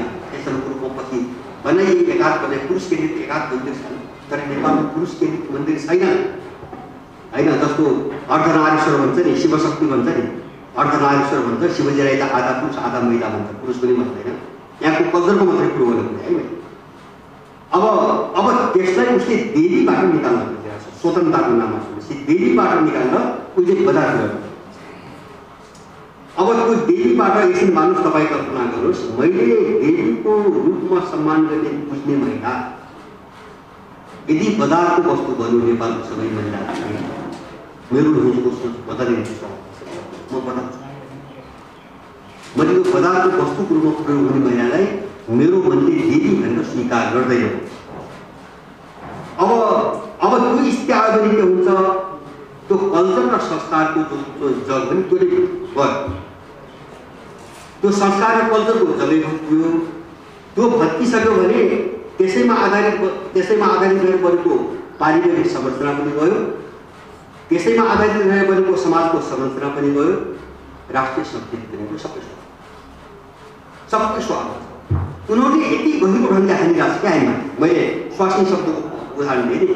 सुवासिनी भन्ने शब्दको भयो, किन स्वास्नी र सुवासिनी एउटै हो भने हामी त बुझ्दैनौँ, हामीले त्यो ज्ञान चाहिँ मैले पनि उनको शिक्षा प्रणाली त हामीलाई त दिमागमा बस्दिसकेको छ। सुवासिनीको अपभ्रंश स्वास्नी हो भने हामीलाई थाहा छैन। उसले सुवासिनी शब्द भन्दैन, स्वास्नी शब्द भन्दैन। यो अपमान गरेको होइन, किन उसले सुवासिनी शब्द चाहिँ कसरी बटाउने भनिन्छ क्या। महिलालाई सुवासिनीबाट कसरी अलग गर्ने भनेर उसले चाहिँ तपाईँको रणनीति बनाइरहेको छ। यस्ता समस्या हामीलाई धेरै आए। त्यस कारण एकचोटि फर्केर हाम्रो आफ्नै पनि अध्ययन गर्नुपर्ने, इतिहासको अध्ययन गर्नु आयो। मैले भन्न खोजेँ उनीहरूले माने यो सबै चिजलाई चाहिँ अब पुनर्विचार नगरिकन र विशेष गरेर सबै समस्यालाई हाम्रो सामाजिकता हाम्रो आवश्यकतामा परिभाषित नगरिकन हामी काम लाग्दैनौँ। अर्काको परिभाषामा नबगौँ। यो पनि उनीहरूले आफ्नो आवश्यकतामा चाहिँ परिभाषित गरेको चिज हो। माने हामीले आफ्नो परिभाषा दिन किन सक्छौँ? हाम्रो अरू कसैले आफ्नो परिभाषा दिन सक्छ, हामीले आफ्नो परिभाषा दिन किन सक्छौँ होइन? हाम्रो अनुसारको व्याख्या गरेर हामी किन सक्छौँ? त्यो त युरोपियन मात्रै दिमाग आएको, अमेरिकन मात्रै दिमाग आएको हो, हाम्रो पनि दिमाग छ भनेपछि हामीले आफ्नै सन्दर्भमा हर चिजको अर्थ खोजौँ। हेर्नुहोस्, कुनै पनि चिजको अर्थ शब्दको त्यो बनावटको अक्षरको बनावटको हुन्न, त्यसको सन्दर्भमा हुन्छ। त्यसलाई सापेक्ष रूपमा बुझ्नुपर्छ। तपाईँ यहाँबाट उत्तरतिर जानुभयो, अहिले चाहिँ मकवानपुर जान थाल्नुभयो भने यताबाट जाने उसलाई चाहिँ उकालो भनिन्छ। अब उताबाट त्यही बाटो आउनु थाल्नु भने तपाईँले यहाँबाट उकालो भनेको चिजलाई उता आउँदाखेरि ओह्रालो हुन्छ। त्यो उकालो हो। केही पनि होइन, दुवै हो। त्यो त हाम्रो परिवेश के छ त्यो सापेक्षतामा बुझ्नु पर्यो। त्यसो हामीलाई के चाहियो, हामीले त्यो चिजमा हाम्रा सबै चिजहरूको व्याख्या गर्नु पर्यो। हाम्रो राज्य प्रणाली, हाम्रो अर्थतन्त्र, हाम्रो समाज, हाम्रो शिष्टाचार, हाम्रो नैतिकता, हाम्रा मूल्य मान्यता, हाम्रो जीवन पद्धति सबै आफ्नोपनमा खोल्नु पर्यो। हामीलाई के चाहिएको छ कुरो यति हो। कस्तो अहिले हामी यान्त्रिक बस्न नफर्छौँ, यो यान्त्रिक बस्नु लोकतन्त्र के चाहिँ होइन, प्रतिगमन यिनका बलि बनाउनु पर्खाल होइन, राजतन्त्र कि गणतन्त्र होइन। हाम्रो आवश्यकता जे माग्छ हामी त्यसरी दिन्छौँ। हामीलाई कुनै तन्त्र मन्त्रसँग चाहिँ यान्त्रिक विभाजन जरुरी छैन, यान्त्रिकको विभाजित हुन जरुरी छैन। हाम्रो कल्याण जहाँबाट हुन्छ, हाम्रो समृद्धिको बाटो जहाँबाट खोल्छ, यो देश जसरी भन्छ हामी त्यही बाटो गयौँ। त्यसै कारणले हामीले आफ्नोपनमा बहस गरौँ, सबै क्षेत्रमा आफ्नोपनले बहस गरौँ। हामी यति कुरा उठाउनु छोटो, हामी मौलिक ढङ्गले जाउँ, मौलिक ढङ्गले सोचौँ र मेरो एउटै अनुरोध मैले पनि भने आफूमाथि विश्वास गरौँ। हेर्नुहोस्, हामीले विश्वास गराएर हामी कस्तो दिमाग हो भने यस्तो गुलाम भइसकेको हाम्रो दिमाग हामी कहाँ पुगिसकेका छौँ, यसबाट हामीलाई हिंताबोध हुनुपर्छ भन्छ है। हामीलाई हिंताबोध हुनुपर्छ। अङ्ग्रेजी एउटा भाषा हो, हाम्रो भाषा जस्तै अङ्ग्रेजी पनि एउटा भाषा हो, तर त्यो भाषा घरका छोराछोरी एउटा दुईवटा सेन्टेन्स नै बोल्न सक्यो भने विद्वान भइसक्यो, विद्वान होइन। एउटा अर्को भाषालाई हामीले विद्वताको मापदण्ड बनाइरहेका छौँ। हाम्रो दिमाग त्यति तलदेखि छ, त्यो भाषा हो भने पनि हामीलाई ज्ञान छैन, त्यो विद्वताको बढी हो। अङ्ग्रेजी बोल्न सक्यो विद्वान होइन। एउटा गुलामीको चाहिँ तपाईँको सीमा कति तल गयो भने यसरी हाम्रो आफ्नो भाषा बोल्दाखेरि हामीलाई लाज लाग्छ, शर्म लाग्छ होइन। अङ्ग्रेजी बोल्दाखेरि चाहिँ ठुलो विद्वान भइन्छ होइन। सबै मान्छेको त्यो मानसिकता बन्यो, जबकि त्यो पनि भाषै हो।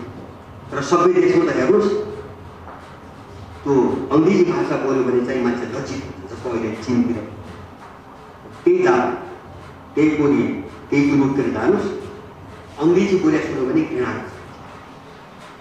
र ग्रेजुएटसम्म त कुनै पनि देशमा अङ्ग्रेजीमा पढ्ने खेलाउँछ, चीनमा पनि छ। स्पेसलिस्ट बन्दाखेरि मात्रै अङ्ग्रेजीमा पढ्न दिन्छ, अगाडि चाहिँ अङ्ग्रेजीबाट हुँदैन। फेरि त्यो अर्काको भाषा हो, आफ्नो सिक्ने कि अर्काको सिक्ने। जस्तो यहाँ हामी समस्या देखिरहेको छौँ नेपालको चाहिँ तपाईँको जस्तो भन्छ नि यहाँ पत्रमा, भाषा कस्तो चिज हो भन्छ भने यो राज्य प्रणालीको अत्याचार क्या। यो मातृभाषाहरूको पढाइबाट जब वञ्चित गरेको अर्काको भाषा मान्छेले सबै बुझ्न सक्दैन, जनै पनि बुझ्दैन। किन? लवज फरक हुन्छ, शब्द फरक हुन्छ, बुझ्ने स्पिड फरक हुन्छ, मात्रा फरक हुन्छ होइन। अनि मान्छेले आफ्नो मातृभाषामा जति फ्लेज चाहिँ विकास गर्न सक्छ, बुझ्न सक्छ, त्यो अर्काले प्रयोग गर्ने भाषामा सक्दैन। त्यही चिजबाट वञ्चित गयो यहाँ नेपालको समस्या, त्यहीबाट त्यहाँ वञ्चित गर्यो हो। अहिले विदेशी देशमा त्यही हो 1917। तपाईँ अङ्ग्रेजी पढाउँदै सुरुदेखि अङ्ग्रेजी पढाउँदै जानुभयो भने त्यो मान्छेले पछाडि देशै बुझ्दैन, समाजै बुझ्दैन। मैले भने नि, अनि अहिलेको बच्चा कस्तो भयो अब हुन्छ भने त्यो अङ्ग्रेजी शिक्षाले कस्तो भयो भन्छ भने 10 क्लास टेक्न पाएको हुँदैन, अमेरिका, युरोप र चाहिँ अस्ट्रेलियाको सपना देख्छ। नेपाल भन्ने उसको दिमागको पनि कुनैको छ, कुनैको छ। मेरो पालासम्म कमसेकम के बन्नु भन्दाखेरि कि डक्टर, इन्जिनियर भन्ने छ मेरो पालासम्म। अहिले त्यो पनि छ भने भाषाले इतिहास हुन्छ। त्यसैले गर्दाखेरि हामी भाषालाई योग्यताको र विद्वताको मापदण्ड बनाउने स्तरमा हामी हिँडेका छौँ। यसबाट हामी उत्रिनु र शब्द भने के हो भन्छ भने सम्बन्धको रचना हुन्छ। शब्द भनेको अक्षरहरूको जोड होइन, शब्द भनेको एउटा सम्बन्ध हो होइन, सम्बन्ध हो होइन। जस्तो भन्छ आमा, बुवा, गुरु, हामी हुन्छ, हामी मेरो पालाको गुरुजी गुरुआमा भन्ने भएको अझ नै हाम्रो चाहिँ उसमा के अरे परम्परामा गुरुदेव भव, मातृदेव भव, पितृदेव भव हामी बुझ्नु होइन। अब चाहिँ मातृदेव भव, आमा, जननी होइन। हामीले जननी हाम्रो दिमागमा चाहिँ जन्मेदेखि चाहिँ तपाईँको आमाप्रति एउटा सोच बनिरहेको छ, बनाइरहेको छ। अब त्यसलाई मम्मी भन्न थाल्नुभयो, हराउन थाल्नुभयो भने अब त्यो बच्चाले पछि तपाईँले कसरी विग्रह यहाँ किनकि सम्बन्ध बदल्न थाल्यो, परिवारभित्रको सम्बन्ध बदल्न थाल्यो। किन? मम्मीमा त्यो कुनै पनि सम्बन्ध छैन जो हाम्रो सभ्यताले विकास गरेको छ। अनि त्यसपछि परिवारभित्र नैतिकता पनि रहेन, शिष्टाचार पनि रहेन, सम्बन्ध पनि रहेन, केही पनि रहेन। अनि कलह, प्रतिरोध, स्वार्थ, सारा चिजहरू, अनि चाहिँ तपाईँको स्वच्छन्दता सबैतिर व्यक्तिवाद, उपभोक्तावाद, बजारवाद, हरेक खालका समस्या देखेर पनि आयो। अनि चाहिँ तपाईँको पैसाको निम्ति छोराछोरीले चाहिँ आफू अपहरणमा परेको नाटक गरेर बाबासँग फिराउनु। मैले त्यो समस्या भाषाले ल्याइरहेको छु। मैले त्यहाँ जोड्न खोजेको यति डरलाग्दो छ। अब यो भाषा रणनीति के हो, म एउटा कथा सकेर मैले सकेँ मेरो मुखमा।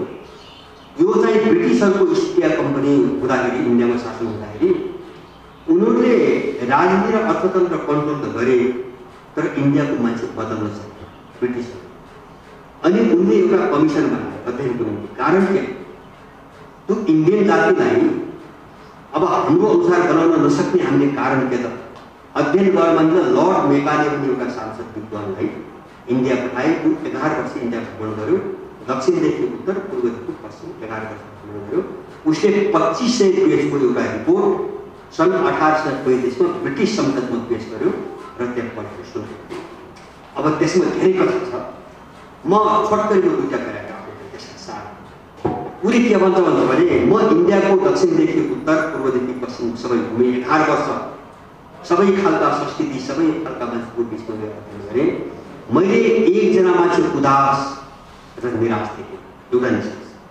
सबै मान्छे खुसी छ, सबै मान्छे सन्तुष्ट छ। मैले कुनै पनि घरमा चोरी भएको सुनेन 11 वर्ष, कसैले कसैका घरमा चोरी भयो। मैले समाजमा गम्भीर अपराध भएको कहीँ पनि सुनेन, बलात्कार जन्ने यस्ता खालका सामाजिक अपराधहरू भएको मैले कहीँ पनि सुनेन। यति सन्तुष्ट छ र त्यो समाजलाई, त्यहाँको मान्छेलाई हामीले जति शक्ति प्रयोग गरे पनि हामीले कन्भर्ट गर्न सम्भव छैन भन्ने निश्चित। अनि वैज्ञानिक सुझाव उपाय के होला त भन्दाखेरि उसले एउटा उपाय सिकायो। अब एउटै सम्भावित उपाय, हाम्रो शासन छ ब्रिटिस इस्ट इन्डिया कम्पनीको। अब त्यहाँ चाहिँ हामीले आफ्नो पाठ्यक्रम लागू गर्नुपर्छ, शिक्षा नीति हाम्रो लागू गर्नुपर्छ, हाम्रो भाषाबाट हाम्रो शिक्षा नीति अगाडि बढाउने र नयाँ जेनेरेसनको उत्पादन हाम्रो जेनेरेसन जस्तो ब्रिटिस स्कुलिङलाई काम लाग्ने जेनेरेसन उत्पादन गर्ने शिक्षा प्रणालीबाट त्यही ब्रिटिस जेनेरेसनले इन्डिया, त्यसपछि इन्डियाको कल्चर, सभ्यता, जनजीवन, समाज, अर्थतन्त्र जति ठाउँमा आक्रमण गर्नु त्यही जेनेरेसनले उहिले मान्छेले गर्छ जो हाम्रो हुन्छ। त्यसैले शिक्षा नीति बाहेक अर्को कुनै पनि उपाय नदिएको हो। अनि त्यो लागू गर्यो। 28 सालमा नेपालमा लागू भयो। 28 सालमा नेपालमा लागू भएको शिक्षा प्रणाली नेपाली शिक्षा प्रणाली हो, उसकै सिफारिसबाट लागू भएको शिक्षा प्रणाली हो। र त्यो बढ्दै बढ्दै बढ्दै बढ्दै मैले भने अहिलेको चाहिँ जेनेरेसन त टोटल विदेशी जेनेरेसन उत्पादन गरेको छ, जसले न नेपाल, म त अचम्म छु। तपाईँ पृथ्वीनारायण शाहको नाम सोध्नुहोस्, अहिलेको बच्चालाई नाम थाहा छैन। भानुभक्त सोध्नुहोस्, तराईतिरका यत्र आन्दोलन गरेका मान्छे, जनक सोध्नुहोस्, सीता सोध्नुहोस्, गौतम बुद्ध सोध्नुहोस्, केही थाहा छैन। उसलाई के थाहा छ? अब्राहम लिङ्कन थाहा छ, शेक्सपियर थाहा छ, होइन, बर्ट्रान्ड रसेल थाहा छ, जर्ज बर्नार्ड थाहा छ। यस्तो पढाइरहेको छ। अनि चाहिँ तपाईँको कथा के पढाउँछ? यहाँ यत्रो पौराणिक कथा छ, बौद्धिक कथा छ, लोक कथा छ, ग्रेटर हन्सेल पनि कथा। सानो बच्चा पुरै दिमागमा पस्छ युरोप र कथामा पनि युरोप र अमेरिका, पात्रमा पनि युरोप र अमेरिका, जनजीवन पनि युरोप र अमेरिकनका, सभ्यता पनि युरोप र। अनि त्यो मान्छे कस्तो निस्कन्छ? हामीले त्यहाँ गएर सिकेको हो। त्यही मेकाले रणनीति 1835 मा जो पेश गर्यो, त्यही मेकाले रणनीति यिनले संसारभरि प्रयोग गरेका छन्। र अब त्यही रणनीतिको एउटा हिस्साको रूपमा यिनीहरूले मिसनरी मुभमेन्टको जन्म गरायो। जस्तो यो धर्म परिवर्तन मुभमेन्टको जन्म गरेका छन्, त्यो मिसनरी मुभमेन्टको जन्म पनि त्यो रणनीतिसँगै हुन्छ। जस्तो मैले एउटा सयौं वर्षको ठुलो रणनीति छ हामी यहाँसम्म आइपुग्नुमा। यो एकाएक रातारात एउटा दलले एउटा प्रधानमन्त्री गरेर आएको चिज होइन। यिनीहरू निमित्त कारण भन्दै प्रयोग हुँदै आएका मान्छेहरू एउटा इँटाहरू त्यसमा अगाडि बढ्दै हो। त्यसैले हामी सानातिना कुरा भन्न जाउँदैनौँ। यस्ता चाहिँ अराजनीतिक खालका सानातिना बहस हामीलाई रुममा ल्याउने, विभाजन गर्ने, टुक्र्याउने अनि उनले शासन गर्ने यस्ता भन्न जाउँ। हामी मूल मुद्दामा पस्छौँ। मूल मुद्दामा पस्छौँ भने हामी बिचमा समस्या छैन। मैले बुझेँ नेपालका समुदायभित्र आपसमा यहाँका मान्छेको बिच समस्या छैन। यहाँको मान्छे हजारौँ वर्षदेखि सँगै बस्दै आएको छ, सँगै मिलेर आएको छ। हामी त यस्तो चाहिँ तपाईँको कल्चरको यस्तै कल्चरको त्यही बुढा नीलकण्ठ मूर्ति छ। बुढा नीलकण्ठ सुन्नुभयो होला सबैले नदेखे पनि त्यो मूर्ति चाहिँ बुद्ध र चाहिँ विष्णुको दुईटाको पूजन गरेको मूर्ति छ। त्यो एउटै मूर्ति होइन, पुरै एउटालाई अर्कोको समूह गरेर कल्चर विकास गर्दै आएको। अहिले छठ पर्व भन्छ नि, 11 बजेको छठ पर्व। अब 5 वर्ष अगाडिसम्म त्यो तराईको मात्रै पर्व हो भने थियो, अहिले नेपालको कुना कुनाको पर्व। हामी त्यो संस्कारमा राम्रोसित आत्मसात गर्ने, समन्वय गर्ने, मिल्ने होइन। हामी कस्तो संस्कारमा आएका मान्छे हौँ? मनोकामना मन्दिरमा सधैँभरि पुजारी मगर हुन्छ होइन, अनि बाहुन कुलले उसको खुट्टामा खेल्छ। सुदूरपश्चिममा सबै मठ मन्दिरमा जानुहोस्, दलित पुजारी छ, बाहुन पुजारी खोज्छ। गढीमाईमा पुजारी त्यस्तै छ, बाहुन हुँदैन तर बाहुन कुलले खोज्छ होइन। त्यो हाम्रो कल्चर, त्यो हाम्रो समन्वयको कल्चर हो। मैले भन्नु होइन, ऊ पृथ्वीनारायण शाहले काठमाडौँको टिका कब्जा गरे, चाहेको भए काठमाडौँको कल्चर सबै बन्द गरिदिन्छ। गोर्खा कल्चर लागु हुन सक्थ्यो, तर उनी राजा हुनु पनि एउटा मान्यता रहेछ। मान्यता के रहेछ भन्छ भने कुमारी प्रथा छ नि काठमाडौँमा, एउटा नेवारको कुमारी देवी हुन्छन्, अनि उनको हातको तरबार हुन्छ। त्यो तरबारसँग राजाले प्रत्येक वर्ष त्यो आफ्नो हातमा भएको तरबार सट्टा पठायो। त्यो तरबार साट्यो भने राजा रिन्यू भयो, तरबार साटेन भने त्यो राजा अवैध भयो, काठमाडौँको चलन। अनि काठमाडौँका राजाहरूले प्रत्येक वर्ष कुमारीसँग त्यो तरबार साट्नुहुन्छ क्या, आफ्नो पद रिन्यू गरेर। अनि काठमाडौँ चाहिँ जितेपछि कहाँ विवाद, राजाहरूले के भने कहाँ यसको मान्नु हुन्थ्यो? काठमाडौँको कल्चर कुमारीसँग फड्का सागेर मात्रै चाहिँ राजा बन्न पायो भने हामीले जितेर पनि कुमारीसँग फड्का साटेर राजा बन्नुपर्ने भन्ने विवाद छ।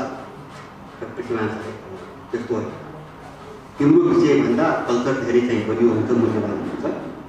यहाँको कल्चर हामीले आत्मसात गर्नुपर्छ, किनकि ऊ पनि त्यसैले कुमारीसँग फड्का साटेरै राजा बन्नु हो, यसलाई बोल्ने कोसिस गर्नु हुँदैन भने पृथ्वीनारायण शाह कुमारीसँग चाहिँ फड्का साटेर काठमाडौँको राजा भयो।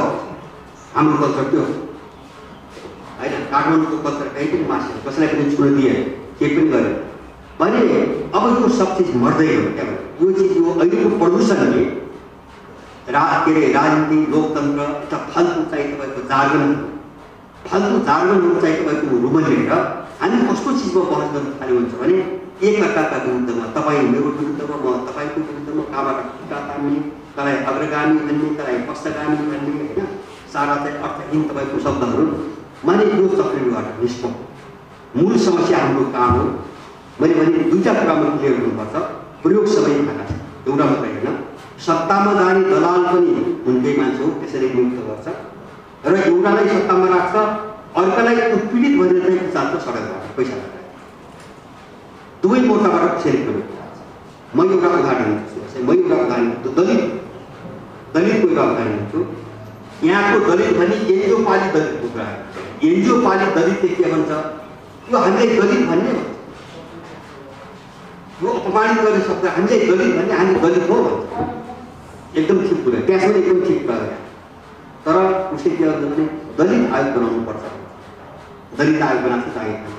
त्यो दलित शब्द हटाउन दिने, किनकि पैसा खाने चाहिँ माथि विदेशीको पैसा खाने माथि र विदेशीलाई लगाइराख्ने माथि सब। त्यो दलित राखिराख्यो भने पैसा खान पनि पाइयो, खानेलाई विदेशीको डोनेसन खाने बाटो पनि खुल्यो। अनि त्यो दलित शब्द राखेर चाहिँ तपाईँको विदेशीलाई चाहिँ लडाइराख्नु पनि पाइयो। शब्द कसैले हटाउन नचाहने, तर त्यो शब्द हामी माथि प्रयोग गरेर पनि खेलेहरू खेल, त्यो शब्द प्रयोग नगरेर भयो। दलित शब्द किन चाहियो? दलित आयोग किन चाहियो? होइन, दलितको नाम अनुदान किन चाहियो? कसैले आफूले दलित भने किन प्रस्तुत गर्नु पर्यो? त्यो चाहिँ उनीहरू नचाह। माने सत्ता र सत्ताभन्दा बाहिर बस्नु जो मान्छे देख्छौँ नि, एउटै हामीले बुझ्ने केही सार फरक रूपमा प्रयोग गरेको छ।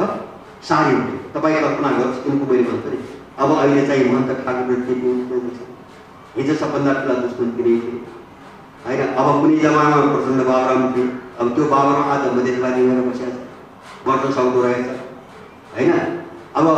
अब हिजो चाहिँ तपाईँको कमल थापा र अर्को मान्छे चाहिँ ज्ञानी दुश्मन थिए, आज धेरै मान्छेको ठाउँमा छन् भनेपछि यिनी के हो भन्छ भने कसैको खर्चमा बाँचेका, कसैले चाहिँ पालेका मान्छे भए बापत उसले जहाँ जिम्मेदारी दिने हो उसले गर्ने काम त्यति हामीले बुझ्ने यिनको त कुनै विचार न कुनै विवेक उसले कहाँ दिनमा दिन्छ र उनले गर्ने ड्युटी के हो बस त्यति हो यिनको खेल हेर्ने त्यहाँ हुँदैन हामीले बुझ्नुपर्छ केही पनि छैन हामी यो चक्रव्यूहमा लफर्छौँ मेरो अनुभव यति भन्दै म साथीलाई यस्ता खालको बहस छलफल अरू दिनहरूमा पनि चलाउनुपर्छ आवश्यकता एकदमै आवश्यक छ भन्ने अनुभव गर्दै मेरा संक्षिप्त बनाएर